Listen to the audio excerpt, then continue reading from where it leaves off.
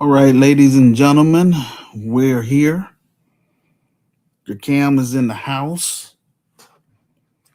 Please share this live stream with all of your friends. Thank you, ladies and gentlemen. And bear with me as I proceed to get my presentation in order. Thank you for your patience. Welcome, family, to Help Stop the Genocide in American Ghettos podcast. I'm your host, Emmanuel Barbie. I am the founder, president, and CEO of GERCAM, the Grassroots Community Activist Movement. I created this platform to discuss solving cultural issues, political issues, and social issues using an Afrocentric perspective. I interview activists, artists, entrepreneurs, and musicians. That's on my friends list. So, you know, if you want to come on this platform and you're on my friends, let's say my Facebook page, if you're friends with me on there, on Instagram, TikTok, LinkedIn, or X, then all you have to do is send me a message to my inbox and include your email address. And I would, talk with you and, just tell you the procedure about getting on this platform. So that's what I do over here. I also created this platform in order to recruit brave and smart Black Americans beyond Chicago, as well as brave and smart African immigrants across the United States of America from 10 African nations. They are South Africa, Kenya, Ethiopia, Tanzania, Uganda, Angola, Liberia, Ivory Coast, Ghana, and Nigeria. I need your help. Unfortunately, I am unable to reach Black Americans due to this slave mentality within my lineage, descendants of American slaves slash freedmen. For 34 years, I've been reaching out to Black Chicagoans in real life as well as online. And also, I've been reaching out to them beyond Chicago as well. But then again, that's been 34 years.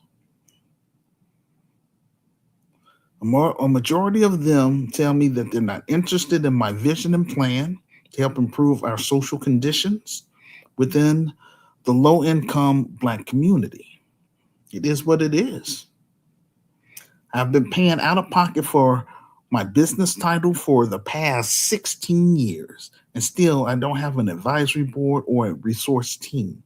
That's unacceptable, Black America. And this is why I am reaching out to African immigrants across the United States of America, as well as I'm reaching out to the global African family. All I need you all to do for me is help me get my ebook on that bestsellers list. That will put me in a better position financially so that I can hire Black people, African people, and others. Ladies and gentlemen, after all, this business is for descendants of American slaves slash freedmen. That's what this thing is all about. Once we get it popping here in Chicago, I can turn the business over to my advisory board and expand it to the African continent. So, if those of you that's on the African continent, if you're serious about me coming to Africa, then help me get my ebook on that bestsellers list. And most of all, put me on blast.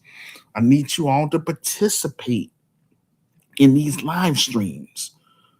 Don't just leave a comment, that's fine and dandy. But get on this platform, get on camera, Especially, I'm running across a lot of FBAs that want to talk crazy to me and stuff like that.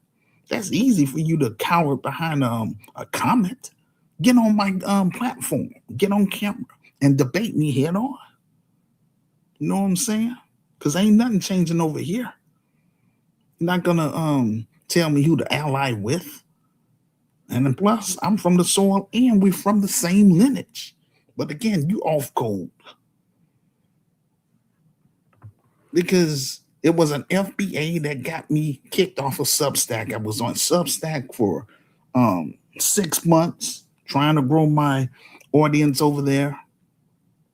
And some dude, you know, started talking crazy to me and stuff. Um, and I just told him, send me his email address, make arrangements with me to come on this platform, get on camera and debate me.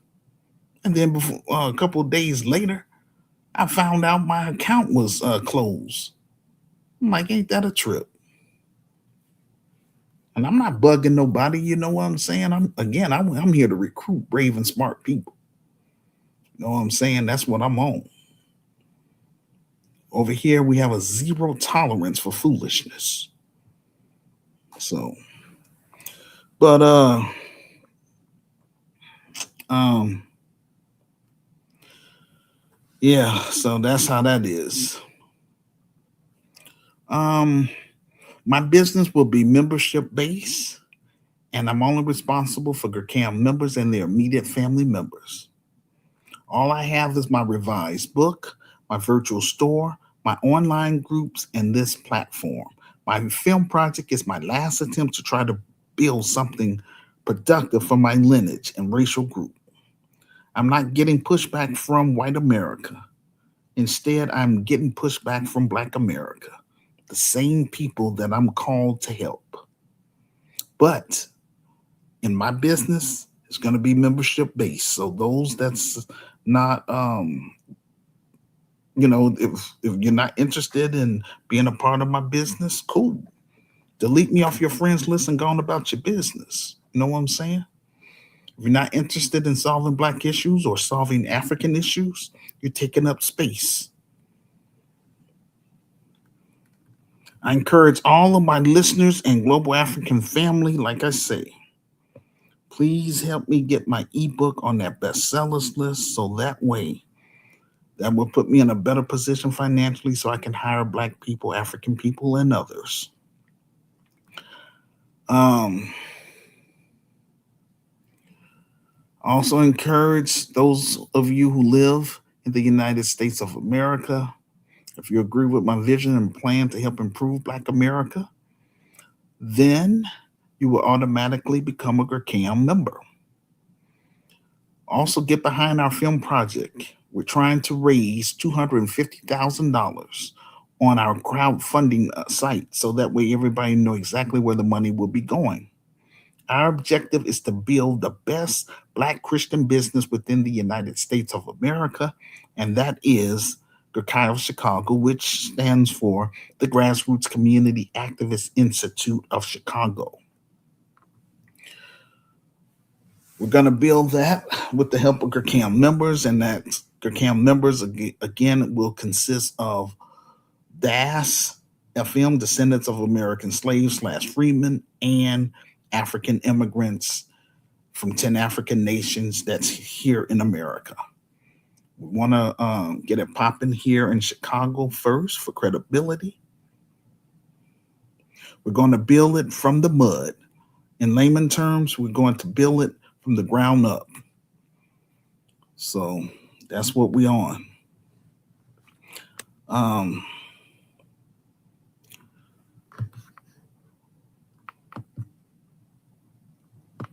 hold on. All right. I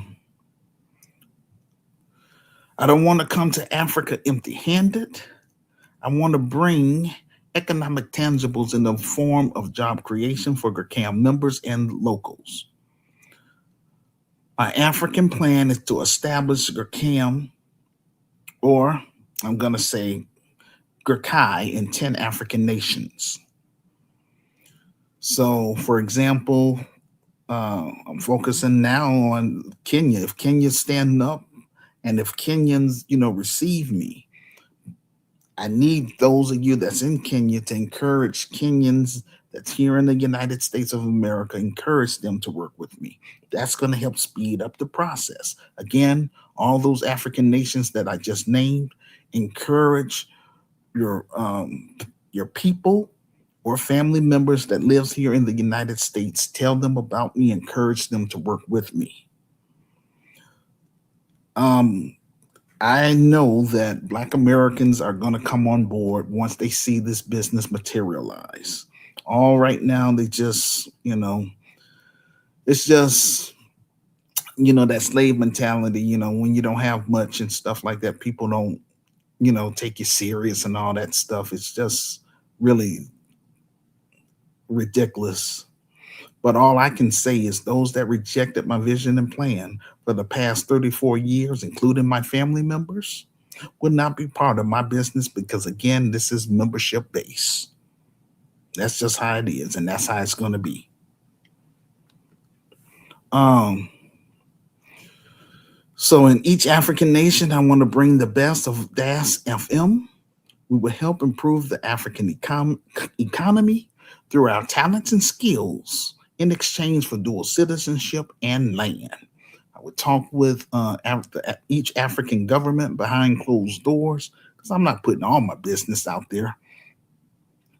I'm just saying, this is just like general information. I'm not being in detail, Pacific, and all that. You know, Before we get into today's episode, if you are new to this podcast or if you haven't subscribed to our YouTube channel, please do so. And be sure to tap the notification bell for alerts when we upload a new video. Please let us know in the comments section below um, this audio podcast where you're listening to us from. Also, let us know what's happening in your country, in your state, or in your city. And make arrangements with me to come on this platform so that way you can discuss it in real time.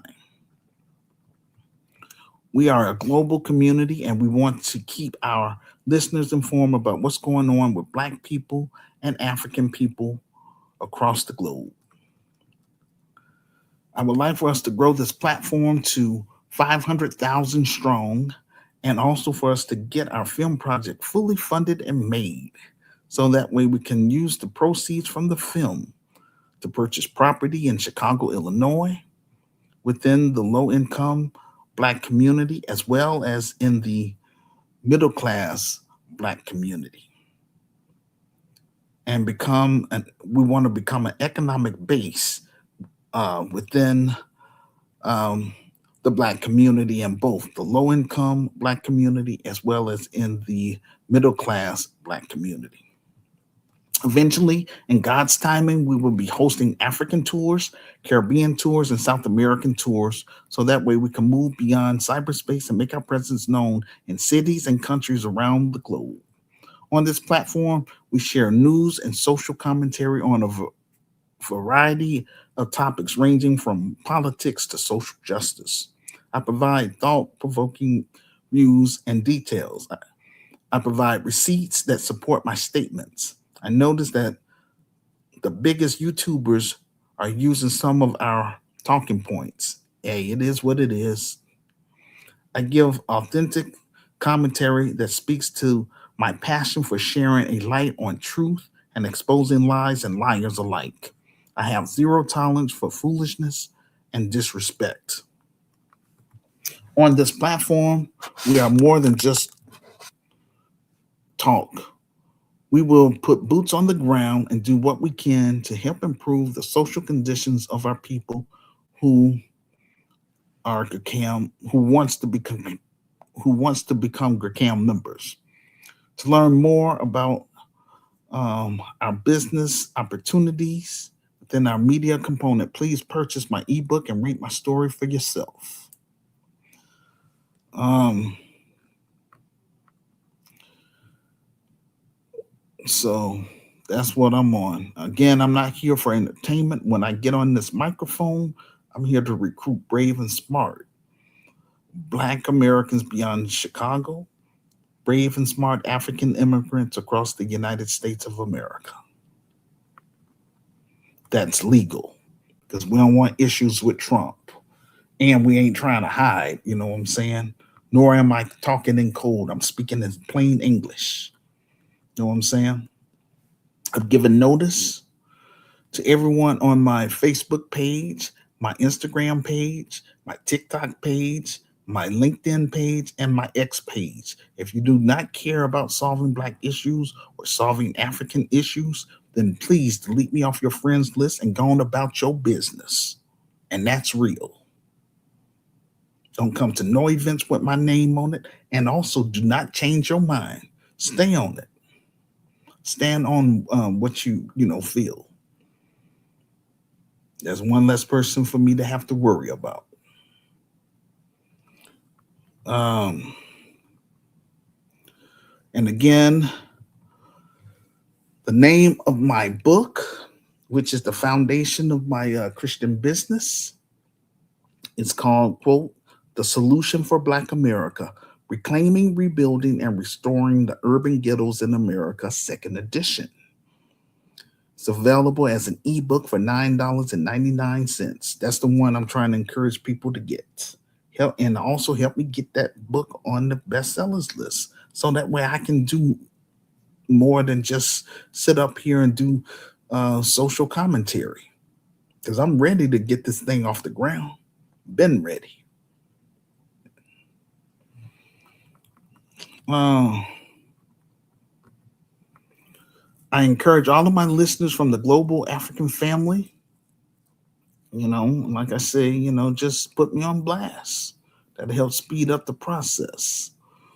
Uh, okay, my book is available in two forms as an ebook for $9.99, as well as a softcover book for $15 plus shipping and handling. I provide my Amazon author page in the comments section below this audio podcast. Disclaimer. This content is for educational and informational purposes only. It is based on public available reports and verified media sources. We fully comply with YouTube's community guidelines. We do not promote violence, hate, or misinformation in any form. This podcast is available in two forms, audio and also as a written text, in order for us to reach our audience. Help Stop the Genocide in American Ghettos podcast is our Black media component. I would like to encourage my listeners to subscribe to my Medium page. On there, that's where I provide my Medium transcripts, where I do my actual speeches. And you can find my current Medium transcript in the comment section below this audio podcast. You know, if you are a Black artist, African artist, such as an author, comedian, poet, musician, or entrepreneur, then make arrangements with me to come on this platform so that way you can promote your books, your business, your music, your jokes. And if you have a small ministry, then we welcome you to share a 30-minute sermon with our listeners from the global community. After the show, I offer an incentive to my guest speakers by teaching them how to create their own podcast, YouTube channel, and get it monetized, as well as assist them with creating a free Wix website. I'm available on Saturday, July 11th, Sunday, July 12th, Monday, July 13th, Wednesday, July 15th through Sunday, July 19th. Monday, July 20th through Friday, July 24th, Sunday, July 26th through Thursday, July 30th, all between 2 p.m. to 9 p.m. American Central Time. On this platform, we keep you informed and empowered from wherever you are, either the diaspora or on the African continent. Don't just listen to our audio or video podcasts. Join the movement, ladies and gentlemen. Again, I want to do more than just news and social commentary, but at this point, this is where I'm at because without financial support from the Black grassroots and the global African family, then I am unable to do my God given assignments. It is what it is. Okay. I would like to encourage people that's interested in being on my advisory board or resource team.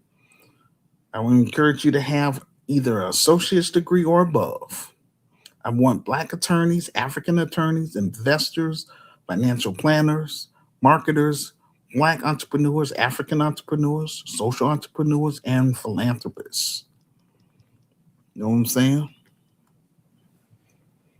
Because I want this business to be effective and successful for years to come, and for us to pass down this business to the next generation. I want to make sure none of my members have to go through this kind of foolishness I went through. 34 years, ladies and gentlemen. This is just ridiculous. But like I say, I have to put up with this mess because uh, I don't have the capital. That's why I wrote the book in order to generate capital. That's why I created the virtual store in order to generate capital. So that way I can hire people. You know what I'm saying? A lot of them want to act all funny style and have a funky attitude. And hey, if you act like that with me, no problem. All I'm saying is I'm gonna make sure that we remain strangers for life, and that's real. Um, so uh trying to see. I encourage Black content creators and African content creators who have a large following. Please allow me to come on your platform so that way I can speak to your audience about my revised book and my film project. Um, my Christian business is for Black millennials and Generation Z. But again, I can't build all of this stuff alone. This is a Nehemiah assignment. And I want people to become GRCAM members because, um, if you're a GRCAM member, I'll work with you and your immediate family members. And, it'll be a nice situation because I can't help everybody. It is what it is. Again, I don't want to be doing this another 34 years. Not at all. Um, I don't want the brand and vision to die in America. I want to promote this vision to the Black world.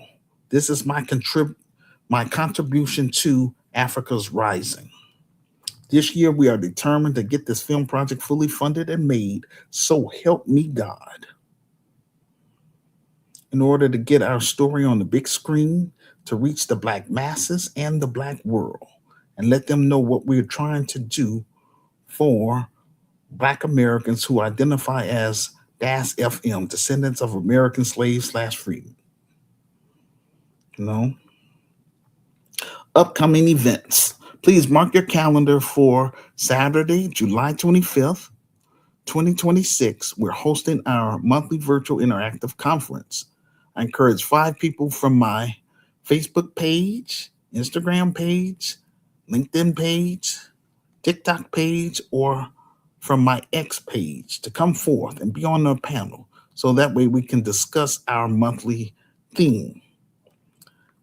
And that would be, quote, Africa and the Caribbean nations created a 19-point framework for reparations, where YouTube Live when Saturday, July 25th, 2026 time, 2 p.m. American Central Time, 3 p.m. Canadian Time, 8 p.m. West African Time, 9 p.m. South African Time, 10 p.m. East African Time, and 8 p.m. UK Time. If interested Again, if you're interested, then please send me a message to my inbox along with your email address, and I will send you specific information about being on the panel. Thanks. If you are unable to participate on our monthly virtual interactive conference, no worries. Then please listen to the replay, leave a public comment about the topic in the comment section. And most of all, please share my audio podcast with your friends on all social media sites that you're on. This will help get the ball rolling, ladies and gentlemen. Okay. Title of this presentation: The Walmart Parking Lot Shooting. Was it justified? What happened to Nolan Wells? And I'm Black America, but identify as DAS FM, not FBA. And here's why. Our first topic: the Walmart parking lot shooting. Was it justified? On Friday, July 3rd, 2026, there was an incident over a parking space in Florida at a Walmart parking lot. I believe this was a road rage incident. A sister had to use lethal force against a white dude who was trying to run up on her. Thank God that there was a video which caught everything. She didn't do anything wrong. I know a lot of people are going to say, Emmanuel, he was unarmed. You can't legally shoot an unarmed person. Yes, you can. In the state of Florida, according to their laws, or according to their stand your ground law, um, even if I believe, and probably a lot of you believe, that she didn't do anything wrong, we got to understand what's at play here. The first thing people are going to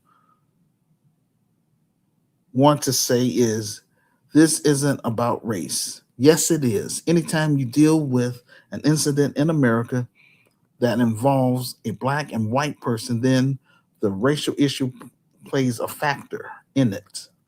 Question: who in their right mind will walk up on someone who has a gun pointed at them? How many of y'all will do that? A smart person would say, wait a minute, let me apologize and get back into my car. That gun has the power of life and death. But not this dude. When she pointed that gun at him, he continued to walk towards her. And so I'm going to show videos after I finish going through this presentation. So just bear with me, ladies and gentlemen. She kept telling him to stop. Let's get to the beginning of how everything started. Witnesses said that she was trying to get into a parking space. This man blocked her from getting into that parking space. He sat there for a couple of minutes, then he finally moved. Then she got into the parking space. She spoke with someone from another car next to hers. The man then walked up to her car.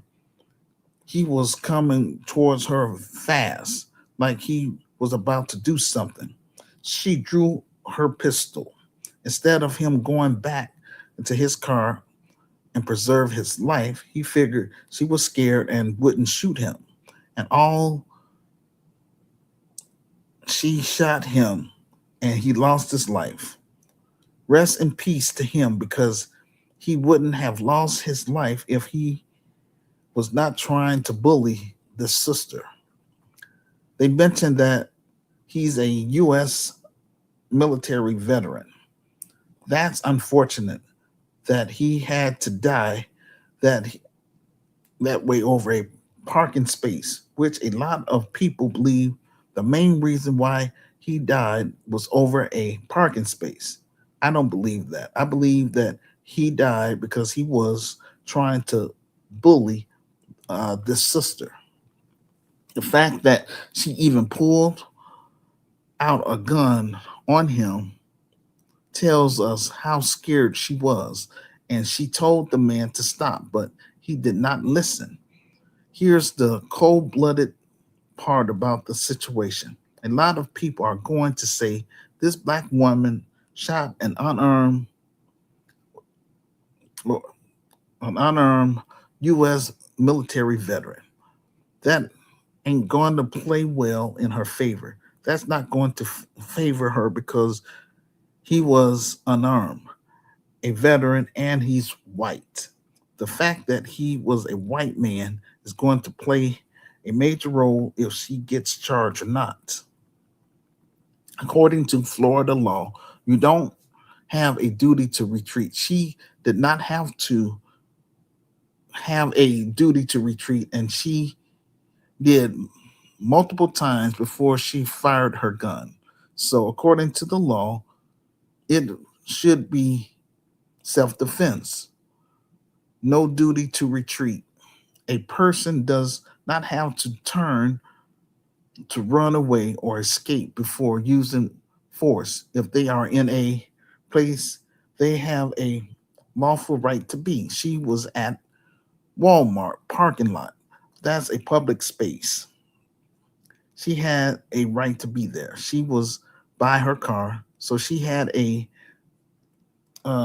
legitimate reason. That's all I'm saying. The person claiming immunity cannot be engaged in criminal activity at the time and must have a legal right to be in at that location. Again, she wasn't committing any crime or anything like that. She had a legal right to be in that parking lot, not the aggressor.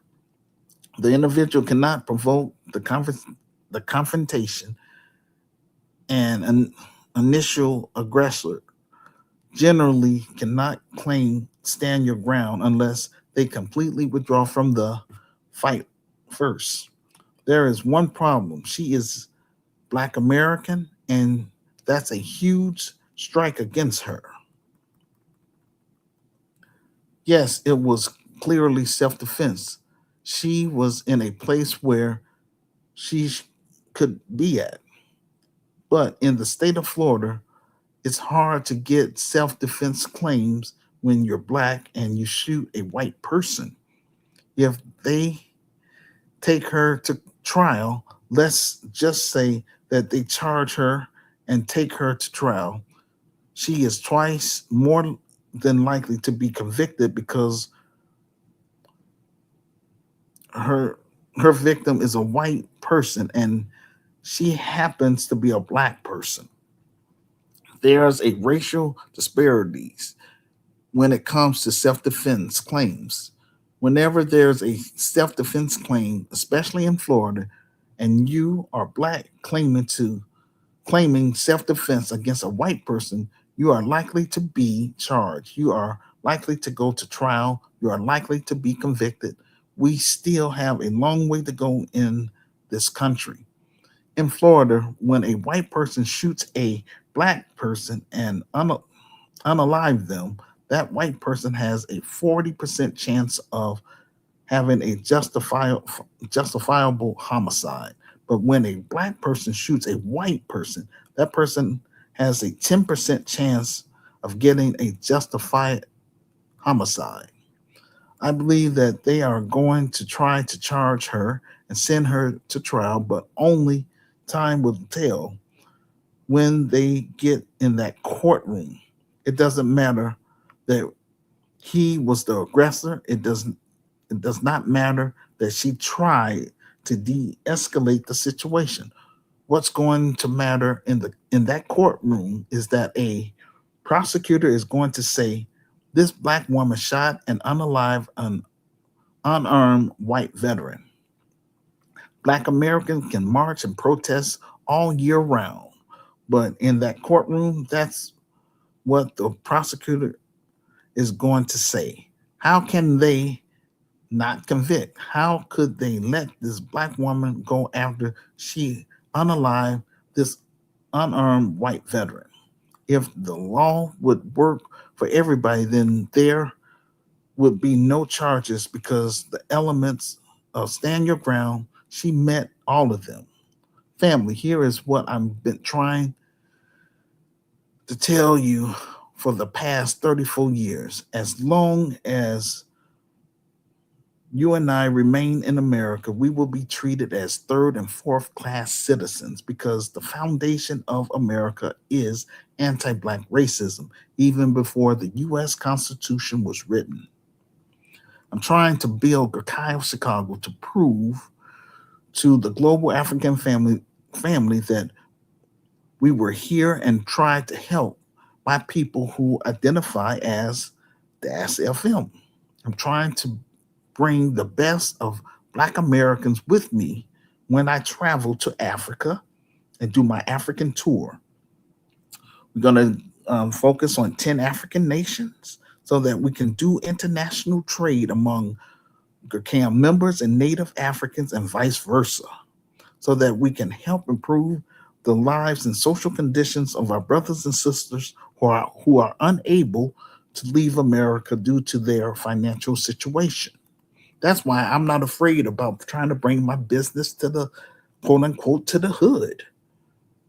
I don't want my people to just limit themselves. I came from the hood and I've been trying to give back, but yeah, it's a lot of pushback, but no shame at all. This is why I'm asking for Black Americans beyond Chicago to work with me, and hopefully for them to come to Chicago once I'm able to build up my paper. You know what I'm saying? I hire them to help me build and run this business. We're gonna make our presence. We're gonna have our location um, on the west side of Chicago. We're gonna cover Austin, Garfield Park, and North Lawndale, and also expand to the south side of Chicago, raising that bar. Everything I've written in that book, that's what we're gonna carry out to the fullest. And I'm not talking in code, I'm speaking in plain English. That's all I've been trying to do, and that's my calling. I don't like what I'm going through. It didn't have to take no 34 years, but hey, it is what it is. And this is why I created this platform. I'm beating that drum and I'm broadcasting my vision and plan across the United States of America as well as to the global African family. I'm not on here playing games. This stuff is real. And that's how come I bring up different topics that relates to what I talk about. Like what's going on with this sister, at the Walmart parking lot. It's unfortunate. This lady got to go through this unnecessary drama. But this is the foolishness that we have to go through. I'm like, doggone it. Let me get this business popping here in the inner city. Build up my papers so that way I can expand the business over to the African continent. Those that don't want to act funny style with me, no problem. That's why my business will be membership based. Those that want to stay in a burning house, let them burn. At this point in of the game, let them burn. I don't have another 34 years to waste. All right, let me go back to this topic. Please bear with me, ladies and gentlemen. This stuff, yeah, I mean, I'm not doing this for my health. This is real. Um, there is only one human family, and that is the human race. God created all these other groups: the black race, the red race, the yellow race, the brown race, and the white race. We all have our own culture. God gave the black race Africa. God gave the yellow race Asia. God gave olive race the Middle East. God gave Europeans Europe. White supremacist financial elites, or sorry, white supremacy came about from Caesar Augusta. This is what I understand. This is, what I talk about in chapter 3 of my book on faith. Luke chapter Luke chapter 2 verse 1 from the King James version. If you read that, you'll understand where I'm coming from. Also read Ezekiel chapter 34 chapter 34, verse 11 through 16, as it pertains to land. Acts 17, verses 6 through 7, is talking about there's another king, because Caesar Augusta thought that he's trying to play like he's God, and you know, he the one that started all this white supremacy mess. He's the father of white supremacy. Our plight in the America is Genesis chapter 15, verses 13 through 14, and Deuteronomy chapters 28 through 68. Chapter 28, verse 68. That's all I'm saying. My people, Black Americans, have been surviving so much injustice in America. That's a shame. White America owes us our reparations for slavery, convict leasing, sharecropping, Jim Crow, the Black Codes, redlining, racial discrimination, mass incarceration, and police brutality. According to the video, it turned into a verbal argument over a parking space. It appears that the guy parked right in front of the sister, and then he got out of his vehicle and started walking towards the sister. She pulled out a gun to let him know to back off. He kept walking towards her. She kept moving backwards. In Florida, you can stand your ground. She had no choice but to put him down. This is a clear case of stand your ground. The white supremacists online are upset. Remember George Zimmerman and Stand Your Ground, where he chased down a black teenager, um, Trayvon Martin, you know, um, and he was an innocent, he was an innocent teenage, and he was unarmed.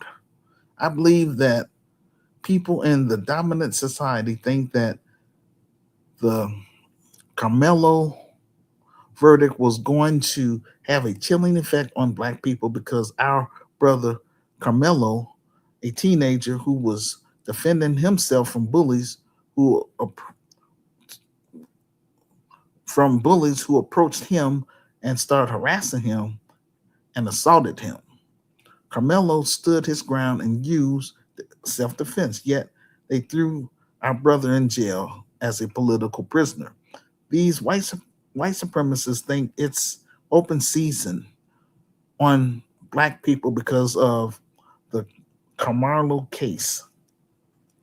That 35-year sentence handed down by an all-white jury, that wasn't about punishing one black teenager.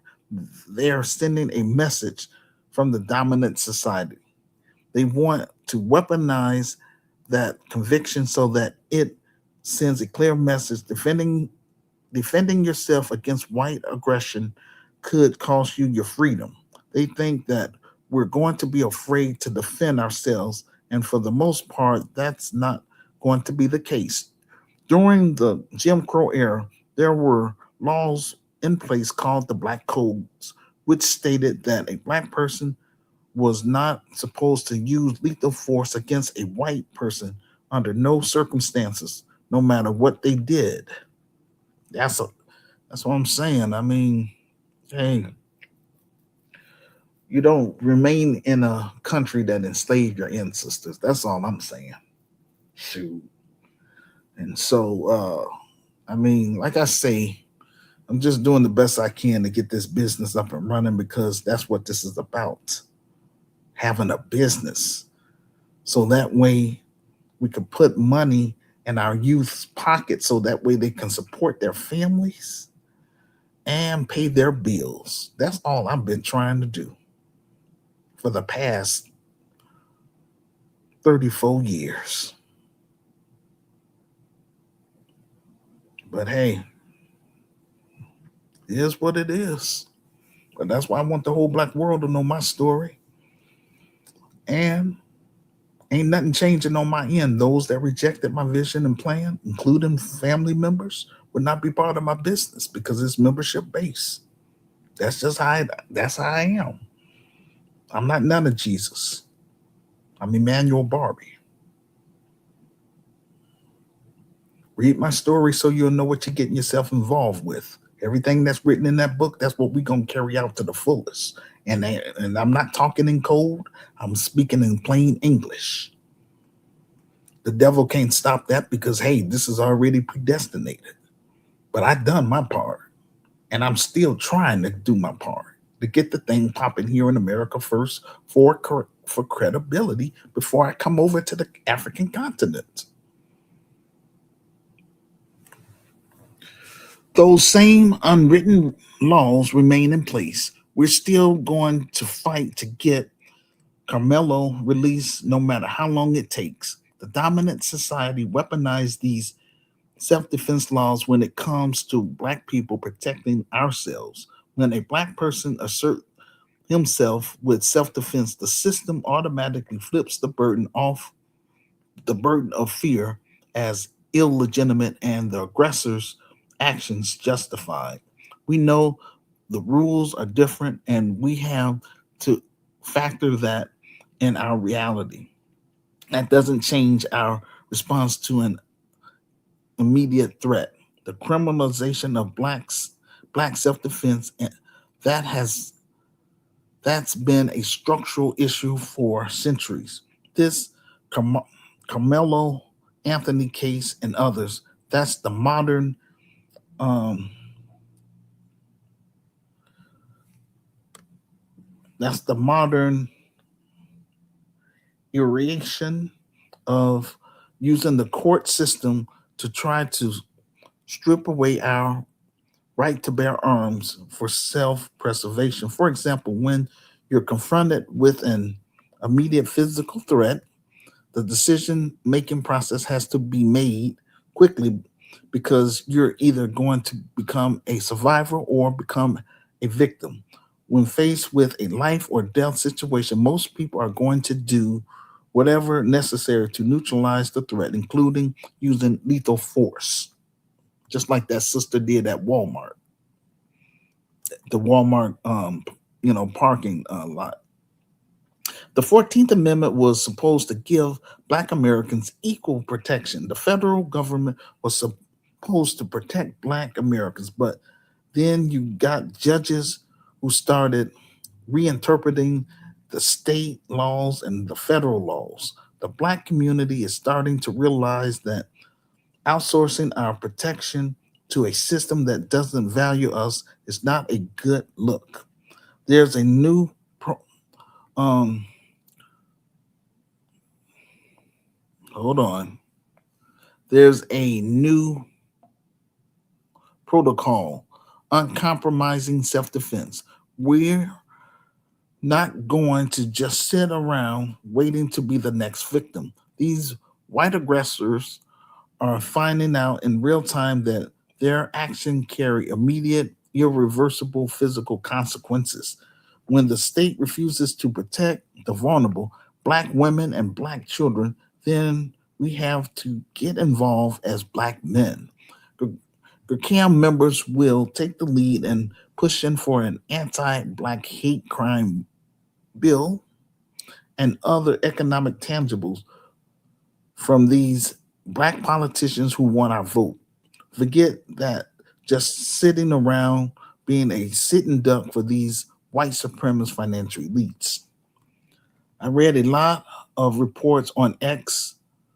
A lot of these white supremacists are crying foul. According to mainstream media, they only focus on the last 5 seconds of the video and creating this narrative that it was about a parking space issue. This white dude was ranting and raving at this black sister that she had to go back to her car and retrieve her gun because this guy was an immediate threat,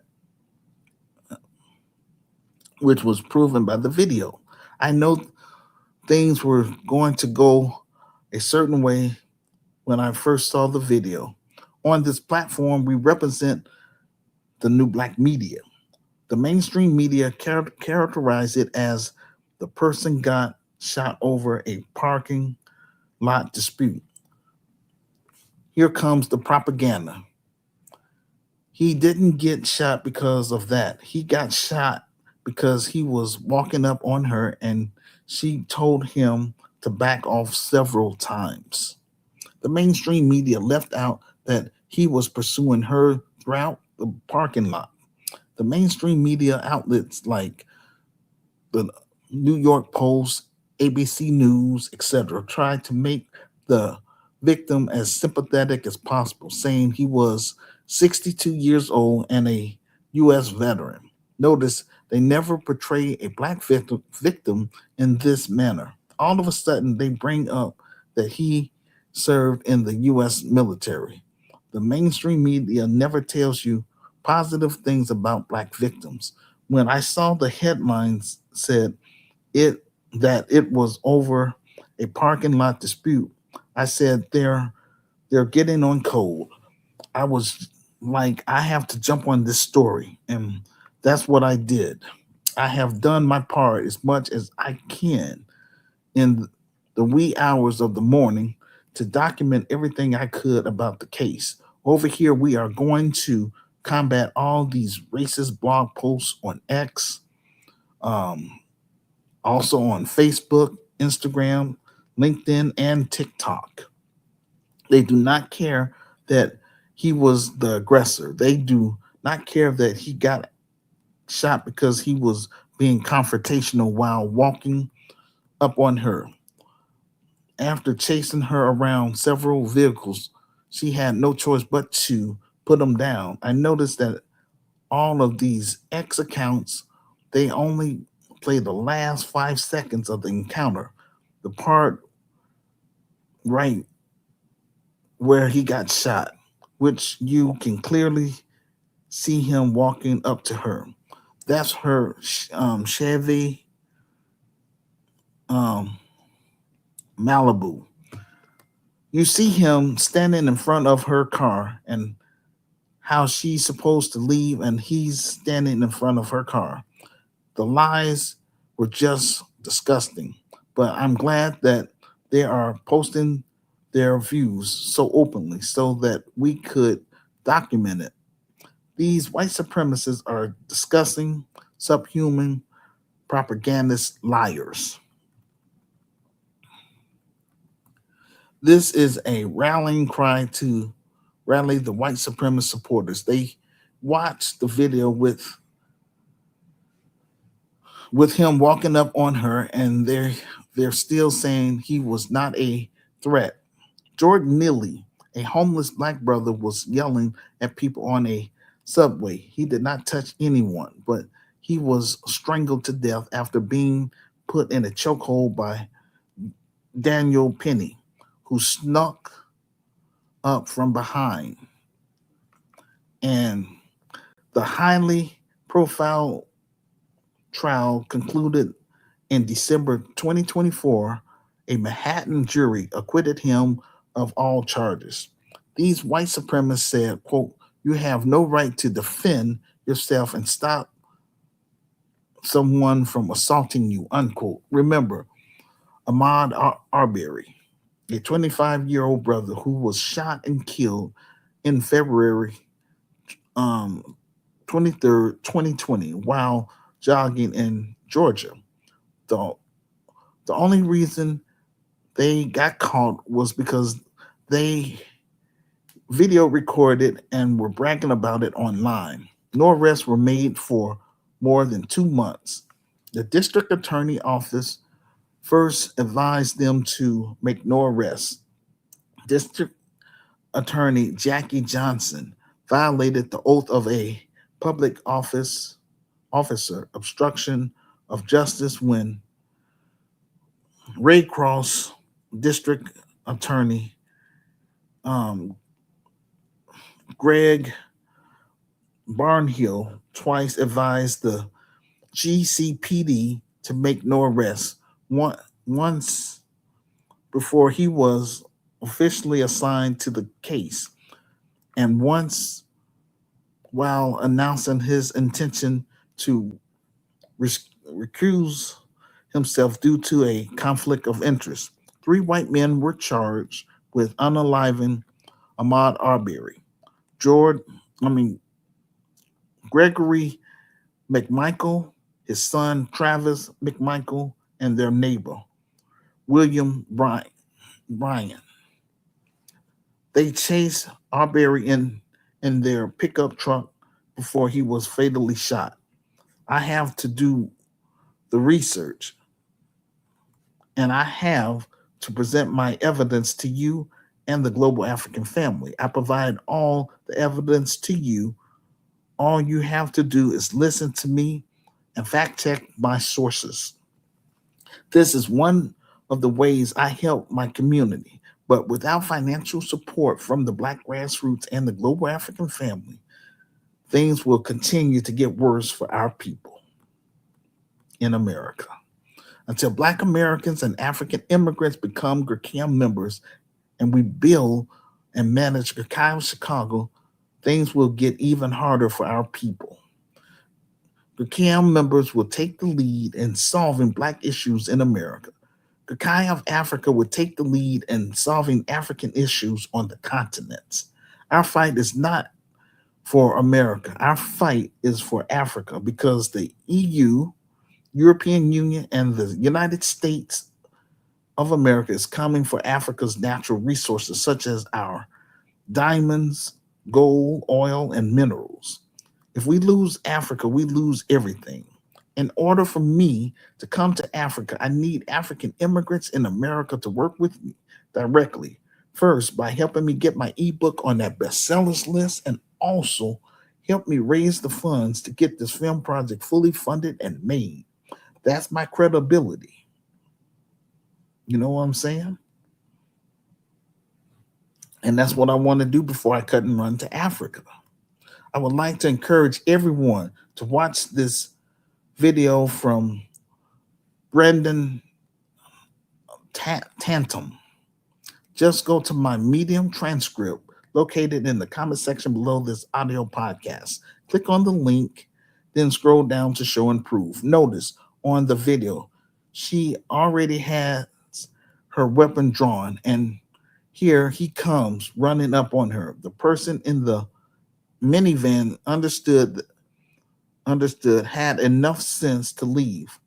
Now the public is seeing all of this and they are still saying if this is self-defense. If you're Black, you're wrong no matter what you do. As you clearly see, here he comes running up on her and they're claiming that they don't know what's happening. She's standing in front of this gray Hyundai. She's two cars away from her own car. Now she's behind the Hyundai where she was. He's following her and pursuing her. He's chasing her around this SUV. Now, here she is coming around the back of this SUV. He is stalking her. She got the she got the gun drawn on him. She is backing away the entire time. She backed away from her own car, back away around this Honda, back away around this SUV. He's following her the whole time. She is back, retreating, and she has no duty to retreat in Florida. That's what stand your ground means. She doesn't have a duty to retreat, and yet she's doing it. According to the report, it all happened in broad daylight shortly before 12:30 p.m. Police received a call. Arriving at the parking lot, found a man shot. They rushed him to the hospital. He did not survive. The woman who fired the shots did not flee. She stayed at the scene and told detectives it was self-defense. Why would you threaten someone over a spot they were already in? He was the aggressor.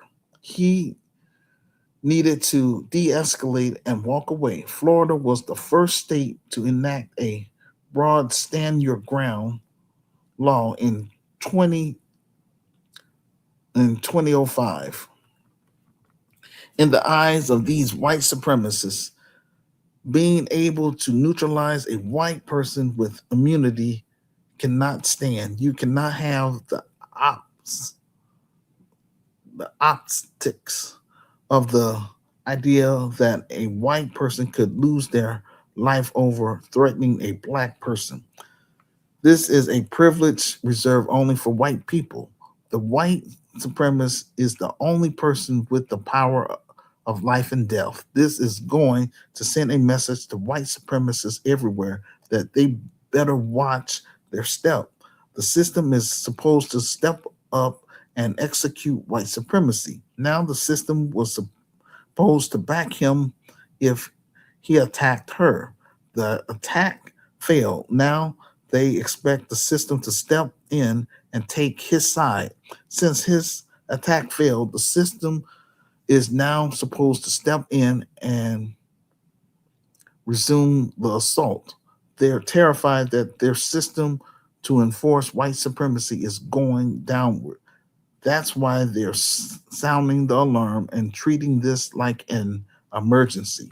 In the chat room, you ask a very good question. How is this video available to the public so fast? Because the person who took the video had uploaded online. Most likely this if this video had not been released, she would have been arrested and claimed she was guilty. Now that they have no choice but to allow the law to take its course, the problem that they have is that she followed legal procedure. For example, she gave him a verbal command to stop where he was. Then she began to go backwards to give him room and time. You cannot argue that she ran up on him. She ran up on He ran up on her. You cannot argue that she shot him on sight. She did not. You cannot argue that she gave him every opportunity to stop multiple times. She backed away around three cars and he continued to pursue her. Finally, she neutralized the threat. She did everything that they train police officers to do. If they attempt to prosecute her, they would basically be indicting every single police officer in the state of Florida and beyond, which is why they didn't want to touch this because now that's it's clear on video. She followed textbook police procedure and the white supremacists are angry. They didn't have the opportunity to hide it or suppress it. Everyone sees it for what it is. So if you're going to try to do this, you're going to have to indict the police along the lines and explain how is it that the police are justified.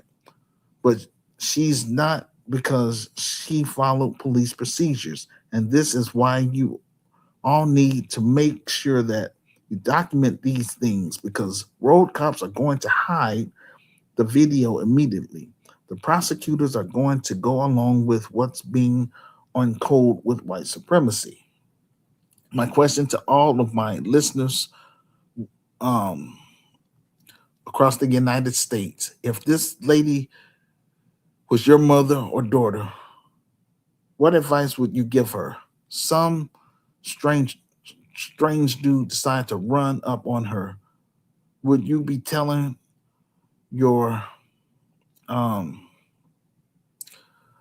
your mother or daughter just calm down? He's not a threat.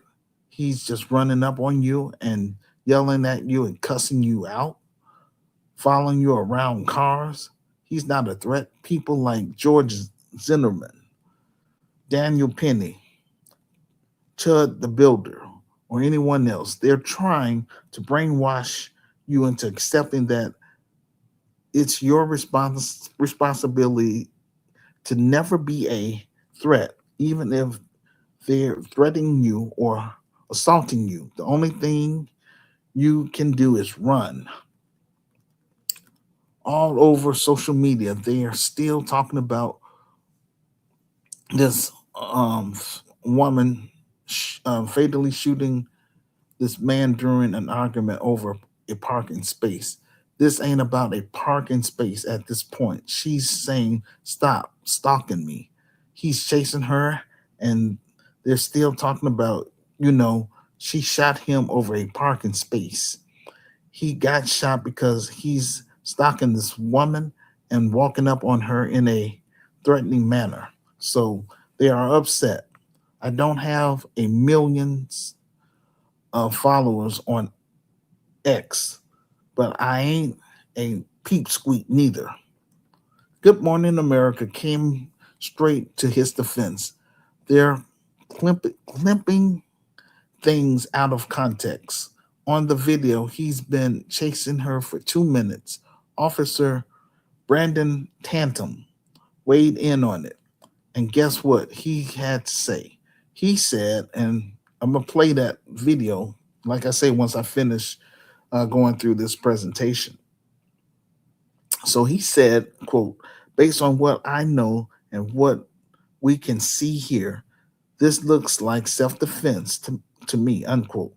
When you have an officer saying exactly what I said, you can't get away from it. I didn't mischaracterize the event. Please leave a public comment about the topic in the comment section below this audio podcast and share with your friends on all social media sites that you're on. This will help get the ball rolling. Our second topic: what happened to Nolan Wells? A young brother by the name of Nolan Wells was found unalive after partying with a group of white friends on a secluded island during the 4th of July. I need for you all to please give me a retweet, ladies and gentlemen. Just saying. Let everybody know that we're live right now. I had to talk about this Nolan Wells case. It's very important. This needs to be a wake up call for all of our young brothers and sisters. This young brother lost his life because he went to a secluded island with his all white friends. Nolan Wells was an 18-year-old brother. He decided to hang out with his all white friends during the 4th of July. That was a major mistake. So they all traveled to some island off the coast of Mississippi. So he rides on a boat with his all white friends. They all came back without him. They were talking about Nolan taking a ride with someone else. The authorities discovered his body. The dominant the dominant white society does what they do best. They get on cold with each other. Law enforcement gets on cold. The mainstream media gets on cold. Now more information is coming out from what I understand. Some say that Nolan got into an argument with some of those white guys. Remember the sister who went to Africa with her white husband. They got into an argument and then she ended up unalived. From what I understand, some of these white guys hired lawyers. You have to be suspicious about white people and some black people as well because Black Americans have become Americanized and have also taken on the colonizers' ways. We see this type of situation time and time again. Now most DAS FM know better. Nolan Wells was raised by his Asian mother. Remember, a few years back in 2021, there was a guy named Peter Spencer who was a Jamaican immigrant out here in Pennsylvania. Y'all look this story up. He went hunting with a group of white friends. They took him out in the woods and unalived him. Their excuse was that he was acting erratic and they were afraid and feared for their lives. We are familiar with the case of Tama Hortford, a black woman in Georgia who did a sleepover with a bunch of white women. They found her dead the next morning in the backyard, and all those white women gave a bunch of inconsistent statements talking about she fell out of the window because she was intoxicated. There was another incident in 2004. A brother named Els Els hold on. It's Alonzo. So I'm trying to see how to pronounce that. Alonzo Brooks, 23 years old. He went to a party in a predominantly white neighborhood in Kansas. His friends said they lost track of him. Authorities found his body a month later in a creek. In 2020, there was another incident. A brother named Elijah Weatherspoon. He was an 18-year-old black teenager in South Carolina. He went on a boating trip with his all white friends. He didn't return. Authorities found his body in a river. His family and community advocates were concerned about the conflicting stories these people were saying. It's the same thing. My message to black parents: if you have school age children, you better know who your children are friends with. This is the main reason why I am trying so hard to get the Kairos Chicago up and running so that our black youth who reside in the low income black community can have a safe space to go and play. Again, I'm not getting pushback from white America. I'm getting pushback from black America, the same people this business is intended for. Lord, have mercy on my racial group. Just have mercy on them. Real talk. You can't be kicking it with a bunch of white people and you're the only black person. You just don't do that. We as descendants of American slaves slash freemen, we know what it is. Understand they can get away with things like this because of the system of white supremacy. Notice when something happens to black people, in many cases, nothing happens. They hire lawyers, and all of a sudden, everybody catches amnesia. They stick to some unified, vague story, like, well, he just wandered off. We don't know where he went. They know the system is designed to protect them and give them the benefit of the doubt. Understand, law enforcement, they have a vast interest in white innocence. Anytime there's a case of a black person who's around a bunch of white people, they end up missing. All of a sudden, law enforcement turns into Mayberry. The criminal justice system historical function is to protect the dominant society. When the last people to see a black person alive are white, police are extremely reluctant to disrupt the lives of these um, white youth. They immediately look for ways to rule it as an accident or a suicide. They are they are not going to criminalize the white youth that's being off code. Even mainstream media is on code. Too many people fall into the trap of thinking that being accepted into white society circles provide you some kind of shield of protection or validation. It doesn't. Proximity to the dominant society does not transfer privilege to the black friend. When a crisis pop off, that proximity leaves that black friend completely isolated in an environment where nobody has their best interests at hand. That's the problem. This is a historical thing. There's a pattern. Don't take my word for it. We live in the information age. Do the research. Look at archives, records from the 18th century, early 20th century. You see the same thing. The local newspapers write it off as a mystery. Nobody's held accountable.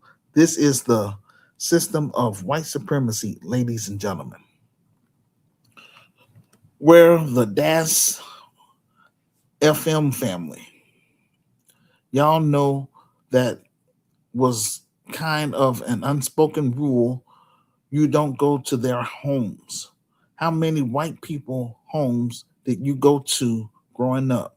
Our brother, um, Nolan, may he rest in power.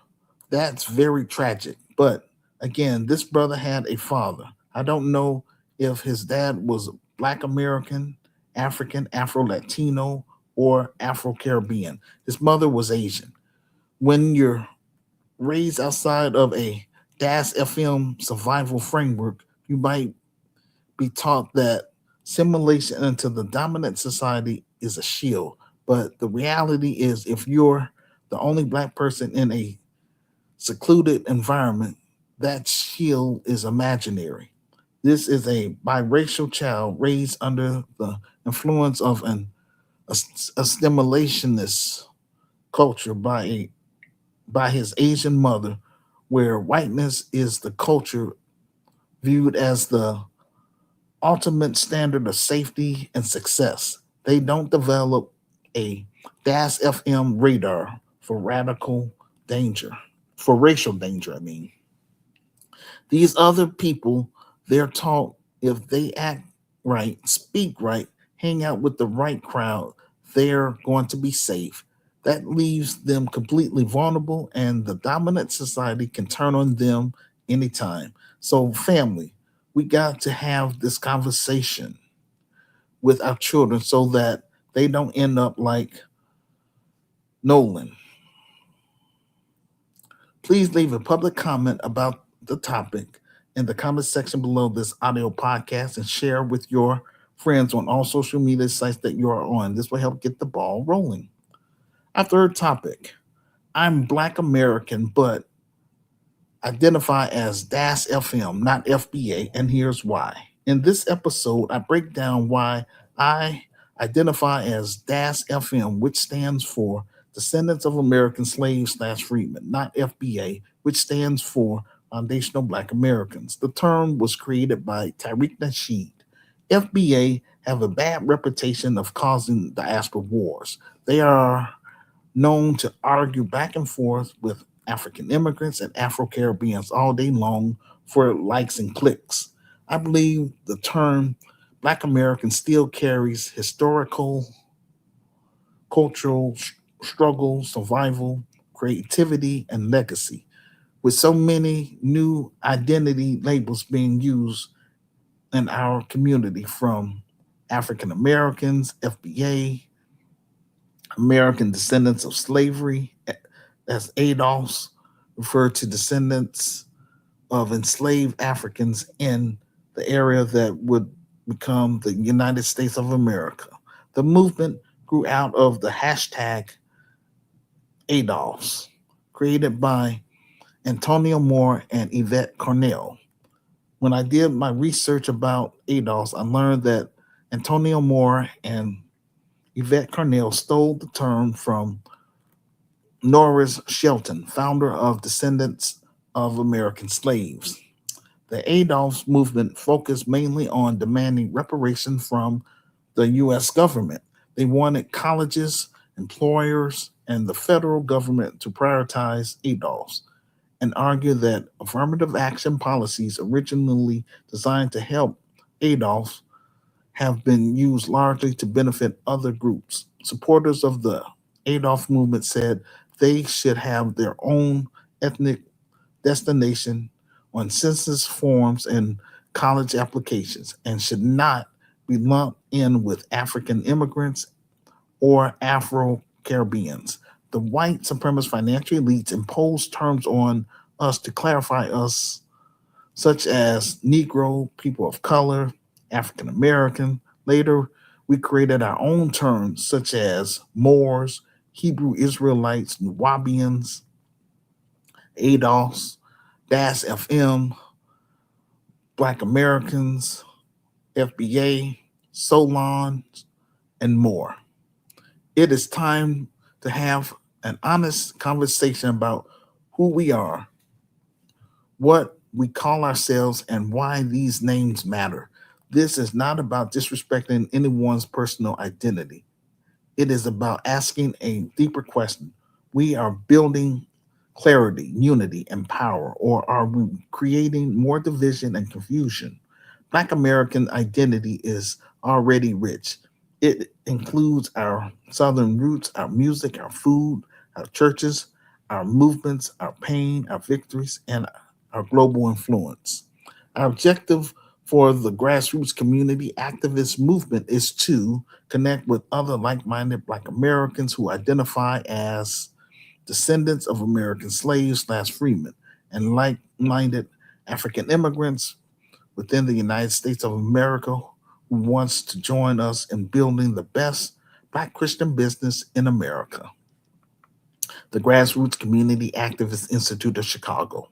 Together, we will heal from the scars of slavery and colonization. We will learn how to respect each other's culture, learn how to do business together, reconnect with the continent, and replicate the business in 10 African nations. We will promote the best of Black culture and African culture, history, and community. We aim to do international trade among CACAM members and the locals and vice versa. I believe that FBA has turned into a trend movement. I also believe that ADOS has also turned into a trend movement. It's turning into we ain't African until copper Indians that Christopher Columbus was talking about in his journals. That's what these movements have resulted into. I don't agree with the rhetoric from FBA, but as I said many times before, FBA and DAS FM are the same lineage, but we have different ideologies. For example, Tariq Nasheed promotes hoodoo, which is the same as voodoo. I understand we've been here 400 years, but if you are claiming to be indigenous or to be a copper colored Indian, then your claim is different. Um, Now, hold on. I'm having some issues with something. Right. Um, you're you're Indian, then you should have treaties with the United States government. It's a bunch of conspiracy theory, pseudoism that's going on. This is a complete different conversation from reparations. I agree with the delineation part, but under GACAM, we are about separating ourselves from the enemy within our racial group, which are con artists, black boule, degenerates, Democrat shields, hardened criminals, pedophiles, off code Negroes, and urban terrorists. I believe, or I have been paying out of pocket, like I say, since 2010 for my business title, and still to this day, I don't have an advisory board or resource team in place, and that's unacceptable. I want Black middle class professionals and African professionals to have an associate's degree or above. That's all I'm saying. Um, so under the CAM, we promote Christianity. So that is one problem I have with Tariq Nasheed. He promotes hoodoo. FBA claimed that the code is the leader. All of the principles in my revised book is the code for CAM members. People under Tariq Nasheed camp, many of them are undisciplined. FBA is turning into a trend movement. They went from reparations to now talking about they are indigenous to North America and identify more with Native Indians than with Black Africans. They claim that they have no connection with Africa. For example, it was a twisted FBA brothers started leaving negative comments on my Substack page. So I asked him to send me his email address so that he can come on my online talk show and debate me on camera. A few days later, I got kicked off of Substack. I'm putting all FBAs on notice. If you want to debate me, then purchase my ebook first and read my story. Then leave me your first name and email address in the comment section.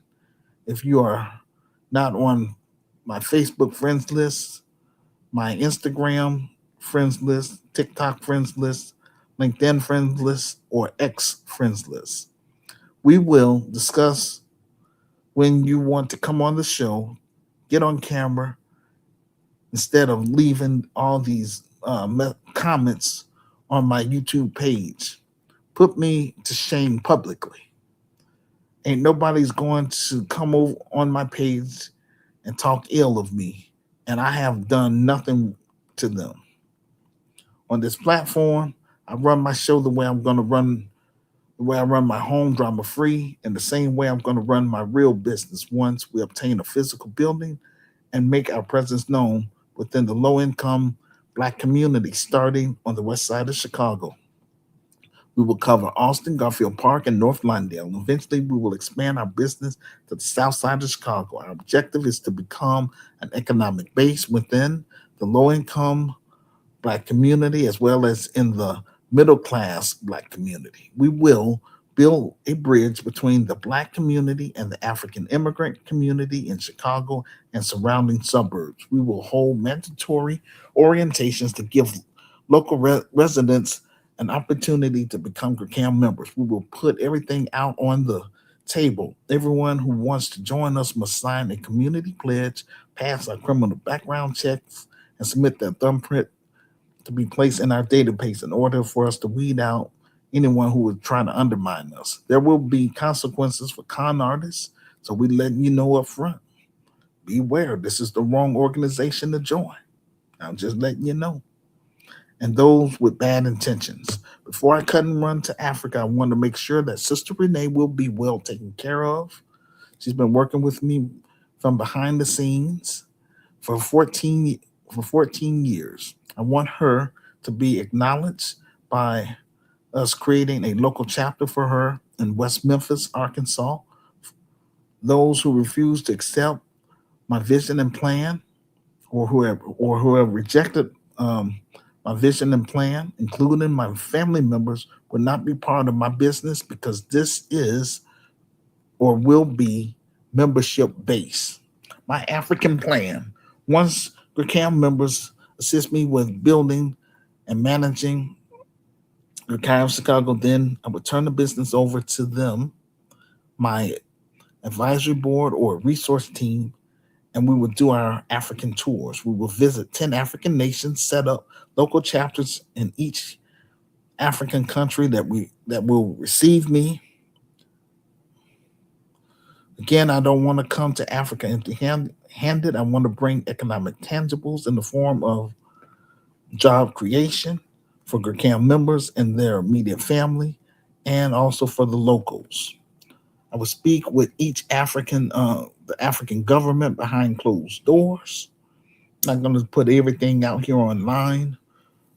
This is just general information, you know. Again, I'm not putting everything out there. I will bring the best of Black America who are GRCAM members, DAS FM. We will bring our talents and skills to help improve the African economy in each African nation that we visit in exchange for dual citizenship and land. I am not under Tariq Nasheed. Over here, I run GRCAM, and ain't nobody's gonna tell me who to ally with. My business is membership based. Those who are not part of us, we'll pray for them, show them tough love, and keep it moving. Like I say, last week some FBA called me a sellout. I'm saying how so? Because I'm trying to create jobs in the low income black community. That's a sellout. That's what I'm talking about. That's that twisted mentality. I don't fool with them kind of people, not at all. And I want them to get on camera and debate me. Yeah, they can talk all that yin yang, but hey, at the end of the day, I'm the one that's gonna try to hire people in my business, hire our youth to be in our black empowerment films, doing that in order to get them off the streets and out of gangs, so that way they can feed their families and pay their bills. And if that's a sellout, then doggone it, I'm a sellout then. Silly, twisted person. You know what I'm saying? I don't fool with that kind of person. Off cold. Don't even know my story. Some dude, some FBA was calling me a teller. I mean, told them that, hey, I'm from the soil. We're from the same lineage. Ain't no teller here. I'm trying to help Black America. So you better get it correct if you trying to talk about me, man. Know who you're talking to. Know my story. You know what I'm saying? But get on camera and talk all that garbage. And like I said, we will have locations, shoot, a physical building. That's what I want. I'm not on here to hide behind no computer. I'm here to recruit brave and smart people that's gonna work with me. They help turn my vision and plan into a reality. You know what I'm saying? That's what I'm about, and I'm standing on that big time. Um, so as a Black American who does not identify as FBA, if you don't agree with them being xenophobic, if you do not agree with certain types of nationalism, if you don't agree with that delineation mindset, what I notice is that FBA would just be disrespectful, ostracize you, and call you all kinds of names. And I'm like, man, bring it on. Because ain't nothing changing over here at all. I'm doing the best I can to move this thing to the next level. You know what I'm saying? I ain't on here just running off at the mouth. So you can do that with those immigrants, but you can't do that mess with me. Like I said, I'm from the soil. And I can handle you. I don't think you want no part of us. Or I can't even say us that much because a lot of people that I talk to, they get scared about getting on camera and all that stuff. But hey, it is what it is. Many people have an issue with the term FBA because of the delineation part of it and their negative image online as being xenophobic. How are you supposed to build with people like that? Why reclassify yourself to a community with people who are not even in community with themselves? Black Americans are not Indians. We should not lower ourselves to this identity politics. And also, we shouldn't be forced to agree to certain concepts. Black Americans of African descent have created a different culture. I believe that some Black people prefer to attach themselves to other groups because they have a low self esteem. I believe the reason why most Black people self esteem is being indigenous or Native American than African is because of how white America have romanticized Native American Indians versus Black Africans. Native Native Africans have themselves have okay, oh sorry. Native Africans define themselves through their tribes and through their countries. The only time they embrace black is when they come to the Western nations. I don't know why people think that all Africans think the same way and all Africans have the same culture. They don't have the same tribes. They are very diverse people. Nowadays, we have multiple racial groups coming over here and they are making it clear that they don't want to ally with us. But as soon as they are in trouble, then they want to claim Pan Africanism. We're all in this together. It doesn't work that way. For example, Haitians had 30 years to build an alliance with Black Americans, and since they distanced themselves, this is the result of not building an alliance with people who helped gave you an opportunity to come here. The same, the same thing with Asians American. They mistreated us for years. Now, as a result, Black Americans are boycotting Asian businesses in the Black community nationwide. I do stand with FBA on transfer of wealth back to the Black community, and that's about it. The term FBA, Foundational Black American, is a trademark term, and it's a movement founded to identify Black Americans from the rest of the diaspora. They started off pushing for reparation, but slowly the movement started to develop hateful rhetoric towards African immigrants and Afro Caribbeans, trying to rally up either with anger or playing with their emotions. They use the terms from other Black grassroots organizations that would never have associated themselves with. The ignorance that comes from the internet and the divisiveness is what makes Black people like me want to keep our distance from them.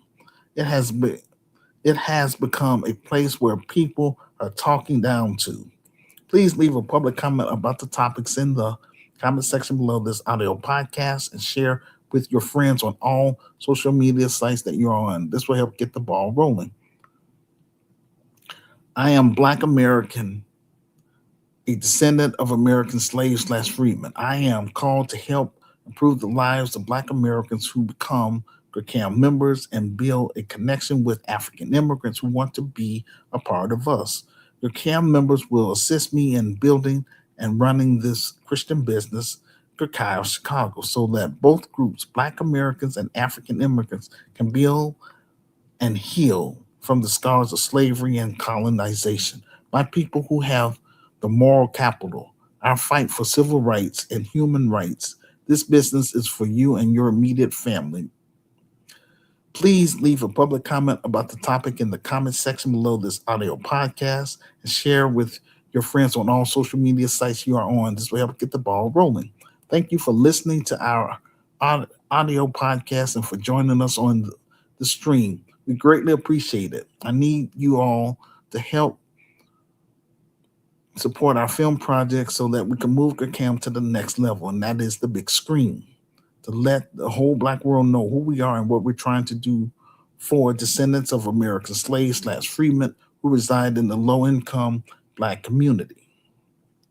Quote, Hood Liberator made in Chicago, the war against Willie Lynch begins. You can be a part of this historic docudrama by contributing to our crowdfunding pages, which are our GoFundMe page, our Buy Me a Coffee page, or our PayPal Giving Fund page, which will help fund marketing, promotion, clearance, legal, and general expenses. Thank you all for listening to our YouTube live or the replay. If you reside on the African continent, then I recommend that you follow me on my Pod Chaser because it won't eat away your bundles. It's audio only. I provide the link in the comment section below this audio podcast. If you are new to Help Stop the Genocide in American Ghettos podcast, welcome to our safe space where we discuss Black issues and African issues. We do this every week. This will conclude our audio podcast for today. Like, share, and subscribe. See you on the next episode. Peace and blessings. Now, before we go, um, I want to show you a couple of things, a couple of videos. Uh, it says somebody keeps saying, "Stop begging, Emmanuel." My my sister, I'm not begging. I'm here to recruit brave and smart people. Those that's not interested, like I say, delete me off your friends list and go on about your business. I'm not FBA. I'm DAS FM, descendants of American slaves slash freedmen. That's what that stands for.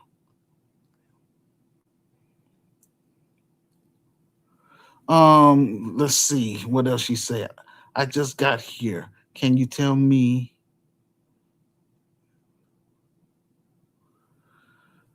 Um, to me, it was justified, the shooting. But listen to the whole thing. You know what I'm saying? And if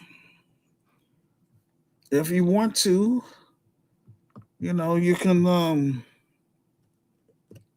you can get on camera and speak with me directly.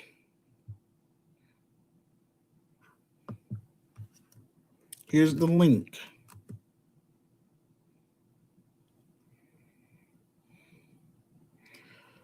I believe your name is pronounced Keisha. Yeah, Keisha here.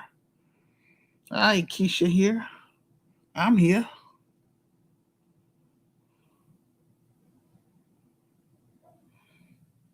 So all you do is click on there, and you can come on and speak with me directly. If y'all want to get on camera, that's cool. You can do audio. Either cover up your camera or just do a voice call. But I'm finna play some of my videos. So if I don't hear from you by then you just have to do it next time when I do my show next week. But no, sister, I ain't begging nobody. Not at all. Like I say, those that ain't interested, delete me off your friends list and go on about your business. That's how I feel. All right, we're gonna start with the New York.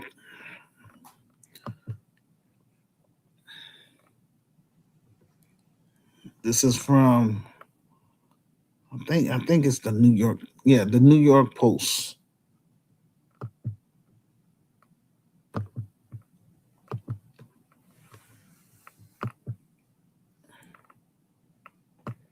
All right, oh, come on, trying to get this thing to play.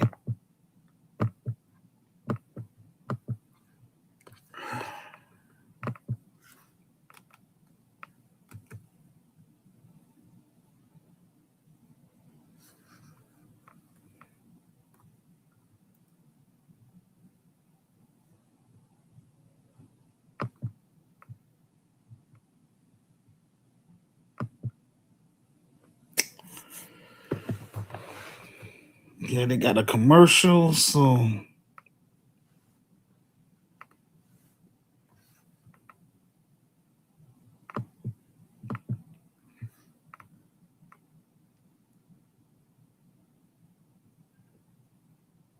A seemingly petty verbal argument over a Walmart parking spot escalated into a fatal tragedy. A woman was captured on disturbing cell phone video, horrifically gunning down a U.S. Army veteran. What happened to Bart DeGuglielmo, a retired U.S. Army staff sergeant who was shot and killed in North Lauderdale, Florida? Here's what you need to know. Shocking video obtained by WPLG captured the moment an Army veteran was gunned down, seemingly in a petty argument over a parking spot in a Florida Walmart. The horrific cell phone footage captured the 62-year-old victim, Bart DeGuglielmo, seemingly exchanging angry words with an unidentified woman in the parking lot of the North Lauderdale store around 12:30 p.m. Tuesday. DeGuglielmo can be seen slowly walking toward the woman as she backs away, with the vehicle pulling out from where they were arguing. The two shoppers can be seen repeatedly pointing at each other during the argument, and at one point, the man puts both his arms in the air, as they stood in an No, why empty he got to parking keep space. going towards her? DeGuglielmo appears to follow the woman around another car as she aims the gun at him before a single gunshot rings out. DeGuglielmo, a New Jersey native and retired staff sergeant, can be seen clutching his stomach before falling to the ground. Following the shooting, the woman can be seen placing the gun on top of a car while waiting for law enforcement to arrive, with witnesses reporting her screaming and crying. Deputies in Broward County said the woman stayed at the scene, cooperated with detectives, and claimed she shot the veteran in self-defense. Officials have withheld the name of the woman. DeGuglielmo was rushed to Broward Health Medical Center, where he later died of his injuries. A native of Hamilton, New Jersey, DeGuglielmo served as a combat nurse, combat medic, and tactical communications expert, according to his Facebook profile. His daughter Amanda broke down in tears in a heartbreaking interview with Local 10, as she described her father as a, quote, good man, with whom she had recently worked on repairing their relationship. I just don't think anybody deserves to lose their life over a parking spot. He was a good man. The Broward County State Attorney's Office said detectives are still carrying out their investigation into the deadly shooting and reviewing the cell phone footage to determine whether criminal charges will be filed against the shooter.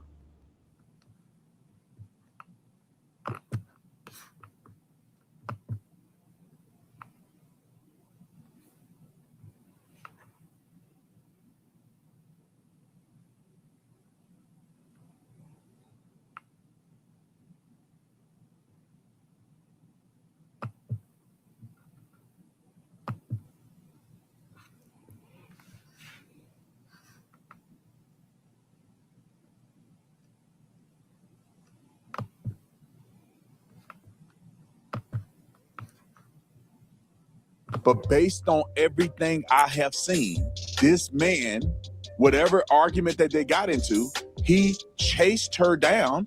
He approached her without ceasing while she had a gun in her hand, trying to avoid him.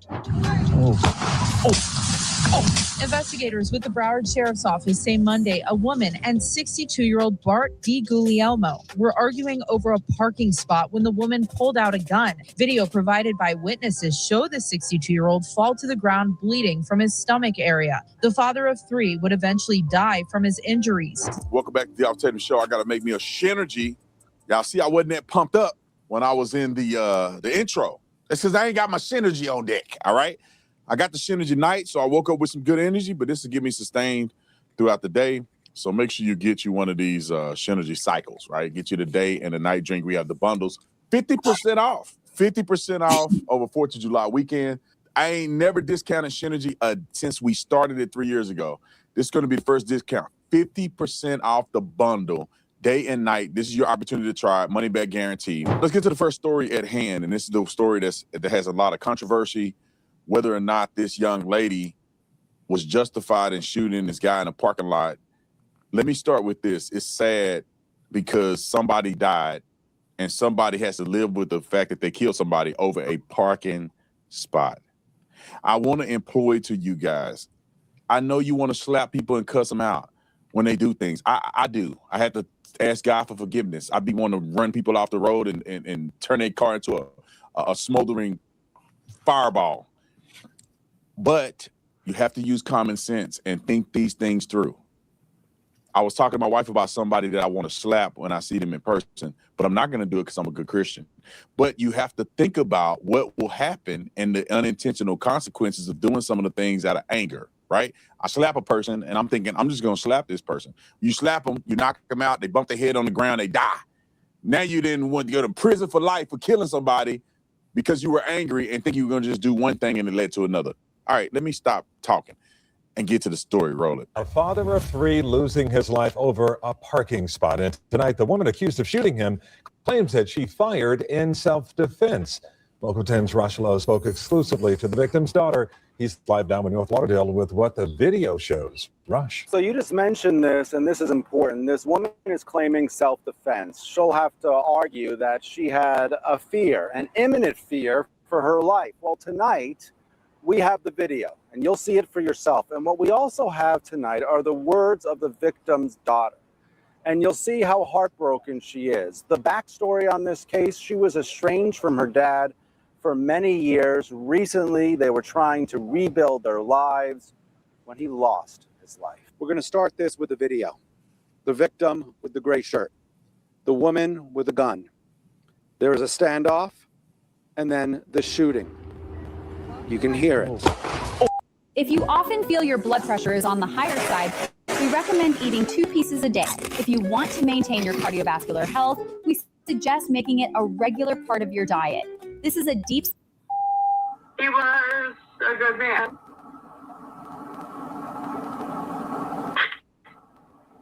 A daughter in tears. Amanda lost her 62-year-old father, Bart, shot in the stomach in a Walmart parking lot in North Lauderdale. I just don't think anybody deserves to lose their life over a parking spot. Cops say an adult female and the victim were involved in a verbal altercation over a parking space in the Walmart parking lot prior to the shooting. I don't like to deal with that and like to talk about it at all. That's why I was very hesitant to do this interview. But you are doing it. Why do you want to speak about your dad? Because I want my dad to be remembered for who he was and not who the media is portraying him to be. According to investigators, the shooter, the adult female, remained on scene, cooperated with detectives, and she told them the shooting was in self-defense. He loved his country. He loved his country. Bart served in the military. There are no charges in this case at this point. Amanda says she was estranged from her dad for many years. Okay. But recently... So she's estranged from her dad. They got back together. He's turned his life around like we hear all the time. Everybody always turn their life around when they get killed. But this situation, based on what I'm observing, this appears to be a self-defense claim. I mean, you got to think, in the state of Florida, they have stand your ground laws. What does stand your ground laws mean? That means you do not have a duty to retreat. So if you decided to stand here and the person is encroaching on you, you don't have to run. You don't have to avoid them. You can stand right here and stand your ground. And if they encroach upon you and you believe that you could suffer serious bodily injury, which means the guy can beat you half to death or kill you, you can utilize deadly force in self-defense. And so based on what I know and what we can see here, this looks like self-defense to me. Now, there are other contributing factors that could lead this to not be in self-defense, meaning that if where he was walking was to his own vehicle and she shot him, that would preclude this from being self-defense. I don't know what conversations they had before this turned violent, which could also be a contributing factor of whether or not this is self-defense. But based on everything I have seen, this man, whatever argument that they got into, he chased her down. He approached her without ceasing while she had a gun in her hand, trying to avoid him. This is almost textbook self-defense. You have a right to pull a gun out and threaten serious bodily injury to somebody that you think is going to attack you. And then once you point the gun at them and tell them to stop, and they chase you around a car and they keep chasing you, and your back is against the wall, you have nowhere else to go, there's no duty to retreat, and you shoot the guy one time to stop him from encroaching on you, that to me sounds like self-defense. Let's watch the video. A witness captured the shooting on a cell phone. And videos. Okay, pause right here. As you can see, they seem to have gotten into a conflict at some place in this parking lot. But look at what he's doing and look at what she's doing. He's walking around the car and she's trying to walk away from him. You can't say that that's his car or her car because neither one of them ended at the car that we're looking at right here. So she's moving in the direction. He's following her. Watch it. Cameras on a nearby Tesla show the crime as it happened. A man and a woman are arguing. The man is in... She's backing away from him. It looked like he followed her around the car. And she's still backing away from him. And he's still going towards her around this car. Keep watching. Walking toward the woman, follows her around a vehicle. Time out. A few moments. She's moving away from him. She's turning her back to him. She's walking away. What is he doing? Why is he still approaching a woman with a gun in her hand? This, to me, this puts you in a particular mindset. That what is his mentality that they're arguing over a parking spot and he's continuously approaching her as she's backing away with a gun in her hand. This man is going to approach her even now when he gets shot. What is he planning on doing? if she don't move? Is he gonna put his hands on her? He clearly don't care she got a gun in her hand. To me, that heightens the suspicion of how violent is this guy that he's gonna approach a person with a gun pointed at him. And here's a little bit more of the video rolling. Later, investigators say she shot him. A relative sent us this picture of Bart Right. at Google. They're trying to make his image look better. Only objection that I would have to this being self-defense, go back a little bit to the clip where they're standing in front of the car. The only way I could see this turning poorly for her, can play the clip. A few moments later, investigators. Pause. As if that white car is his vehicle. That's the only thing that I could see that could cause this woman to end up getting charged, is that if that man was going back to his own vehicle, which is this white car, and she's standing there and she decides to shoot him and not allowing him to get back in his own car, and his argument, or the argument from the prosecution would be, is that the man was not a threat to her. The man is just walking to get into his car and she shot him. That's the only thing that can get this woman hemmed up. But if that's not his car right there, and she has been dodging him, walking away from him with the gun in her hand, and he approaches her for the last time, she don't have to wait to get beat up. She don't have to wait for him to pull a gun. She don't have to wait for any of those things. If she fears serious bodily injury or death, she can utilize deadly force against this man. And a man of his size, maybe she can argue that she was intimidated and she was afraid he was going to do something. Who knows what he said? He could have been saying, "I'm going to kill you." We don't know. Now, what we do know is that she hadn't been arrested yet. Now, the reason that she hadn't been arrested is because they have not determined if this goes beyond self-defense. And if a person is not a flight risk, they'll let you stay at home while they investigate. Because what happens is, if they arrest you too soon and they don't have all the evidence they need to proceed in the case will get thrown out. So there's a time period that once you get arrested, they have to try you. They can't just arrest you and then wait to a month or two to figure out what the evidence is. They have an ability that they have to at least get an initial appearance. And that initial appearance has to come very quickly after you've been arrested. I think it's like 3 days or something like that.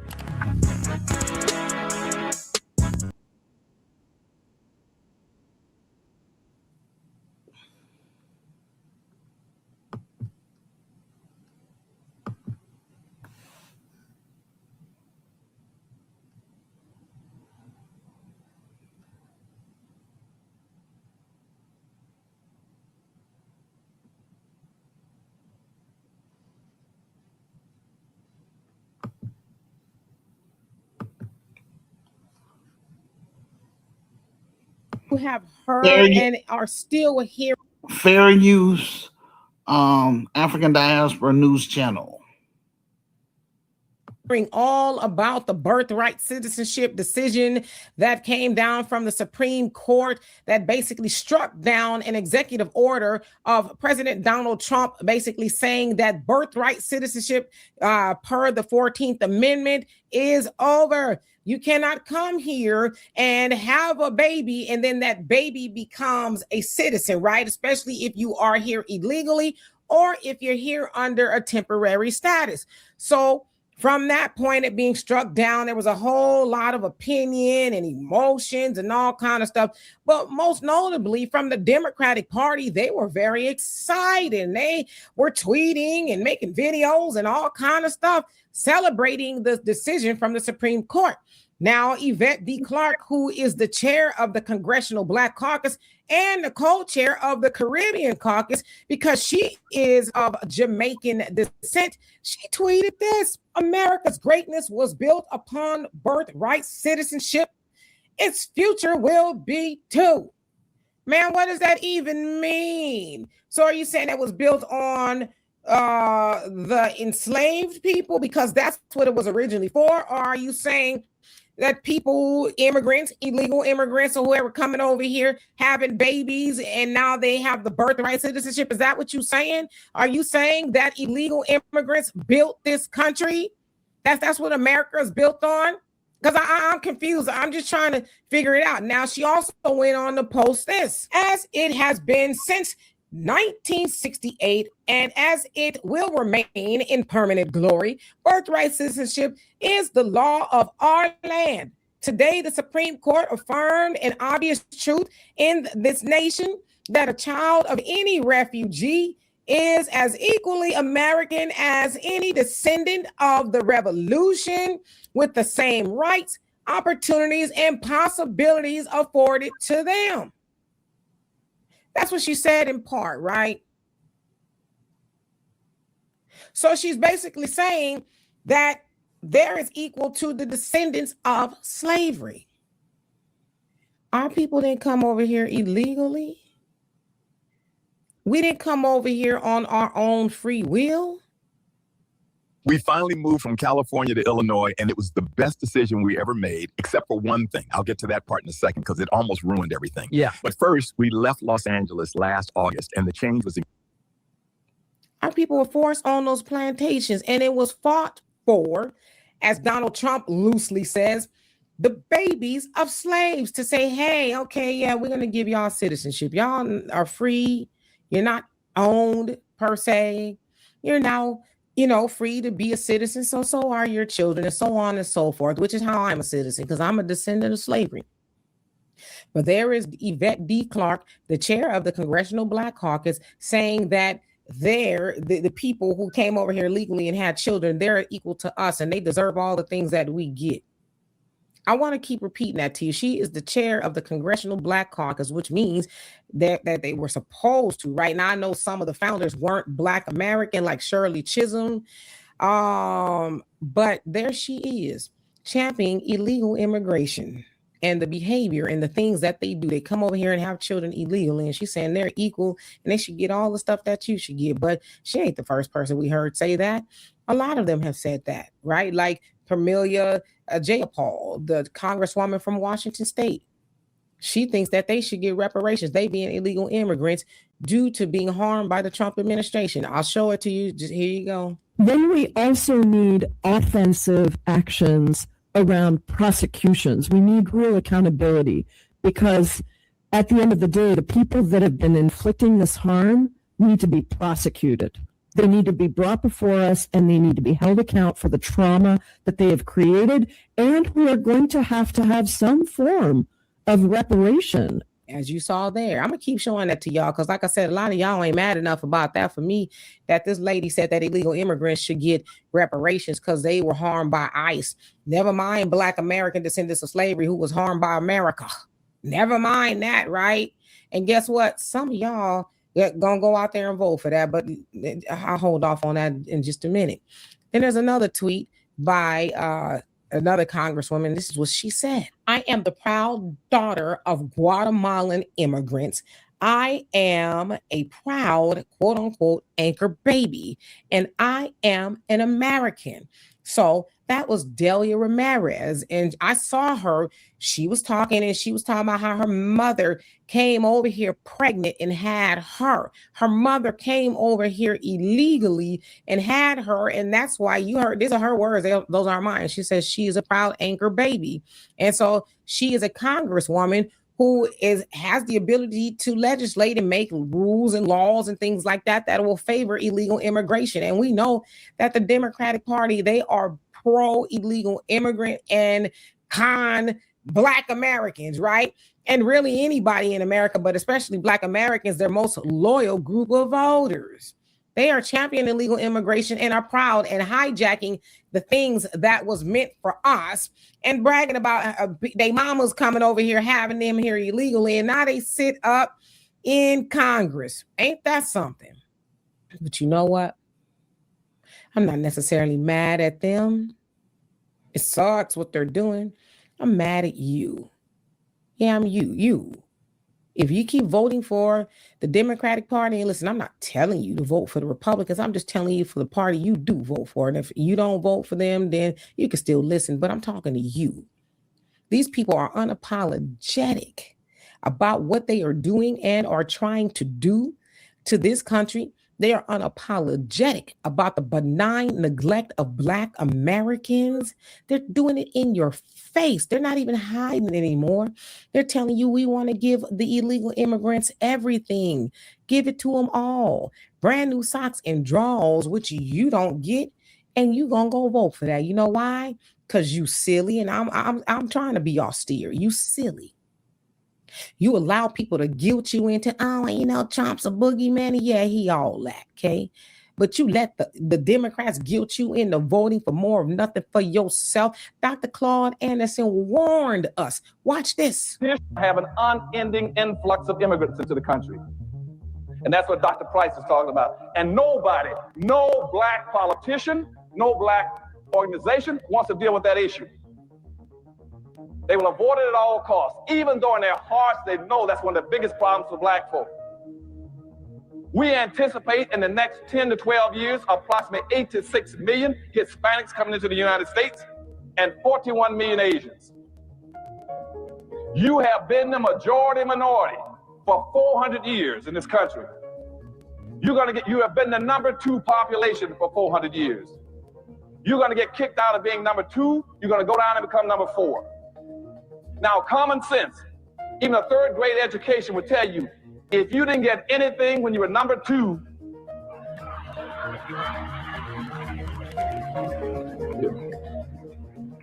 you all jumped ahead of me, but anyway, you can guess what you're gonna get when you become number 4. And the worst part about it is as you descend and go down to number 4, those other groups are gonna go up. And as they go past you, you're gonna have major racial clashes in this country. You're gonna have fights all over this country between Blacks and Hispanics, Blacks and Asians, Blacks and poor whites. And Black folk cannot fight all these groups. Everybody can not always be against Black folk. Hey, have you ever been told you have a nice voice? Well, what if I told you you could turn your voice? So that was his warning of what was going to happen to us at the time. That was in 1990 when he said that, right? We were number 2 in population, whites, and then Blacks. But now it's white, Hispanic, Black, Asian, and we about to be, as he said, at the bottom. He said if you wasn't getting nothing as number 2, what you think you're going to get as number 4? Even more of nothing. And here you are continuing to vote for the same old benign neglect and watching these people play in your face. And then you know what? Some of y'all gonna get in this comment section and crash out and be mad at me for trying to enlighten you as to why are you voting for a group of people who do not vote for you? Why do you do that? Right? Now, ultimately, we should vote for self by practicing group economics, accepting our own and being ourselves, right? Do for self, circulate our dollars more than 6 hours in our community, build up. That's the ultimate vote. But I'm saying that you are still voting for a party that will do for everybody else and nothing for you. You got to own some of that. Some of that is on you that you do that. You can't keep ripping the Band-Aid off. And hell, Black Americans ain't never got no Band-Aid, right? But if we do get one, you can't keep ripping it off time. Ow, I'm bleeding. Can somebody get me a Band-Aid? No, because you keep doing it to yourself. But keep on voting like that. Keep on voting for them people who are laugh and dance and celebrate illegals coming over here and having babies and then getting the resources that you are being told you can't have. You keep doing that. And what Dr. Claude Anderson told us is going to come to fruition, if it hasn't already, of being a permanent underclass, because you keep doing it to yourself and then you keep wondering why it keeps being done to you. You keep doing it to you. So anyway, y'all let me know what you think of that. And for more insightful commentary, please subscribe to this channel and my channel, The Demetra K Show, here on YouTube.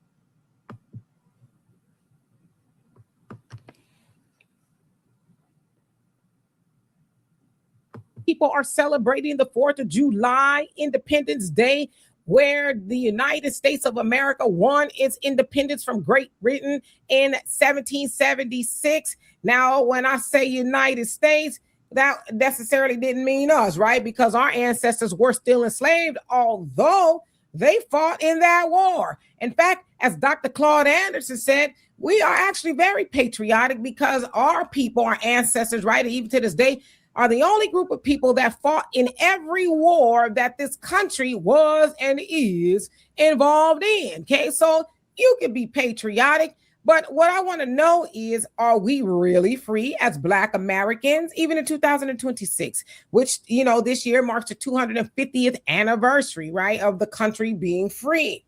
Are we free? Now, I'm not talking about the shackles on your arms or on your legs. Are we free? I'm talking about the shackles on our mind.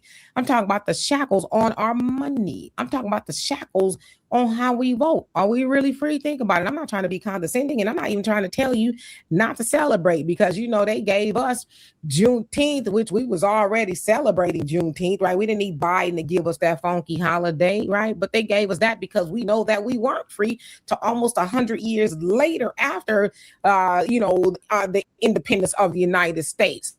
But, you know, are we free? When I say mentally, and then we're getting better, okay? But mentally, the way we think, the things that we do, right? Think about some of our neighborhoods. Again, this is not an admonishment to everybody. I'm not trying to be, you know, austere or whatever, but think about some of the spaces that we occupy. Think about some of our homes. Think about how some of our children behave. Think about all of the crime and stuff that are in our neighborhoods for a whole host of reasons. See, you have to take the shackles off of your mind. When I say you, I mean all of us. We got to take the shackles off of our mind and allow ourselves to get some good information and unlearn some of the ignorance that is perpetuated in our community. Until then, we're going to have shackles on our mind, right?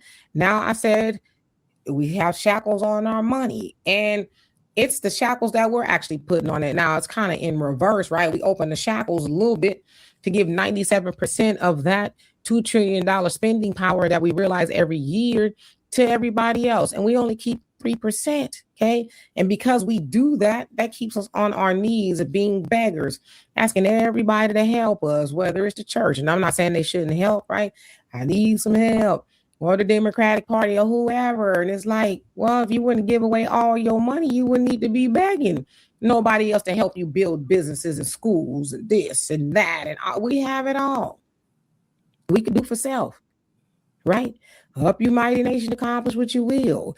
We could practice group economics. I'm just throwing this out there for the 4th of July. And again, enjoy your hot dogs, hamburgers, or whatever it is you're doing, okay? I personally don't celebrate 4th of July. In fact, I don't celebrate no holidays because I'm not giving these white folks no more money, okay? But the other thing is how we vote. We are shackled to the Democratic Party, are we not?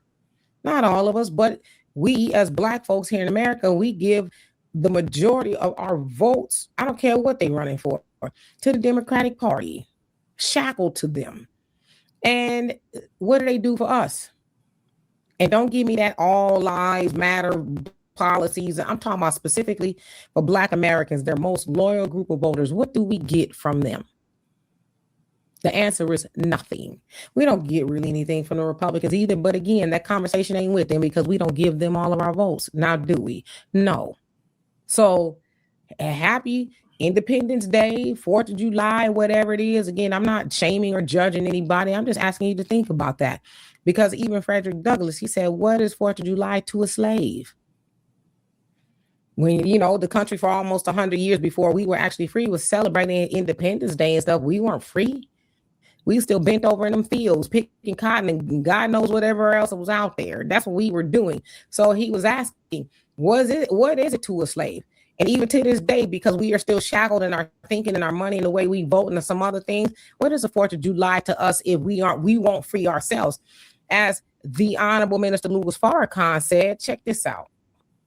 So you can't walk the walk of free men.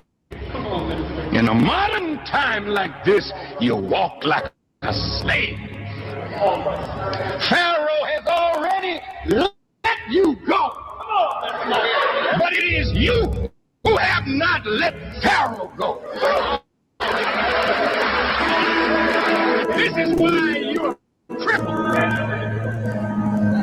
Because you think you cannot walk without your former slave master. And if your former slave master don't help you, you don't think there's any help for you. Even though you talk God, you live in fear of your former slave masters and their children. Said Pharaoh let us go a long time ago, but we won't let Pharaoh go. Think of that. Why won't we let go of Pharaoh? Why won't we take the key to the shackles that we have and boop, boop, and say, deuces, peace, I'm done. I'm going to go liberate myself and my people. Why won't we do that? You know why? Because sometimes as a people, we have low self-esteem, and we're unlearning that. We're raising the esteem of our people, and I love that for us. So anyway, y'all let me know what you think. And for more insightful commentary, please subscribe to this channel and my channel, The Demetra K Show, here on YouTube.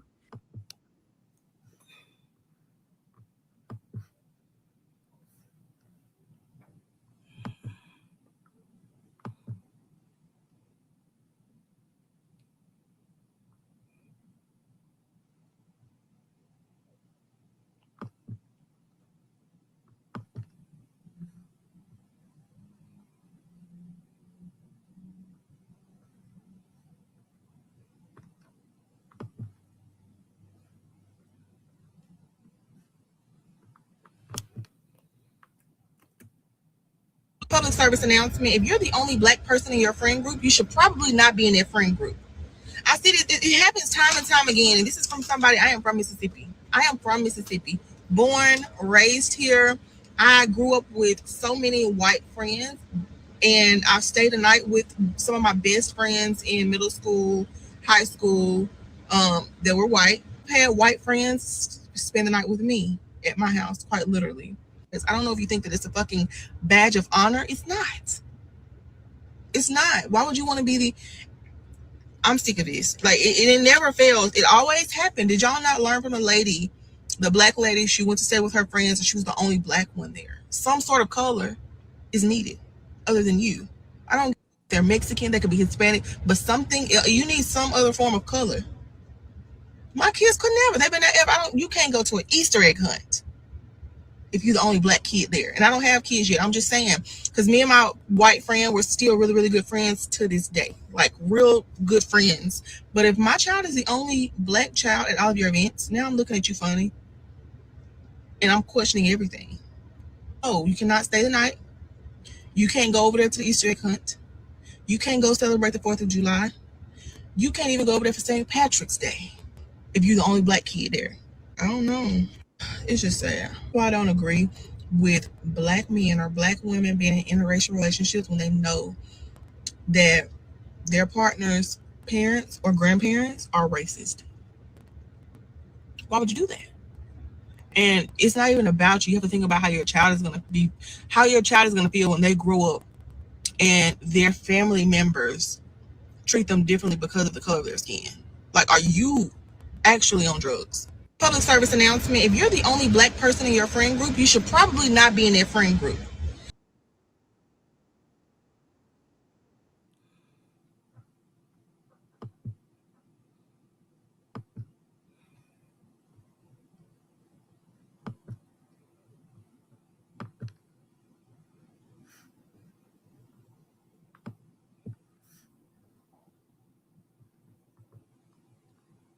This morning, the desperate search for answers in Mississippi after the death of 18-year-old Nolan Wells. Authorities recovering a body believed to be the teen.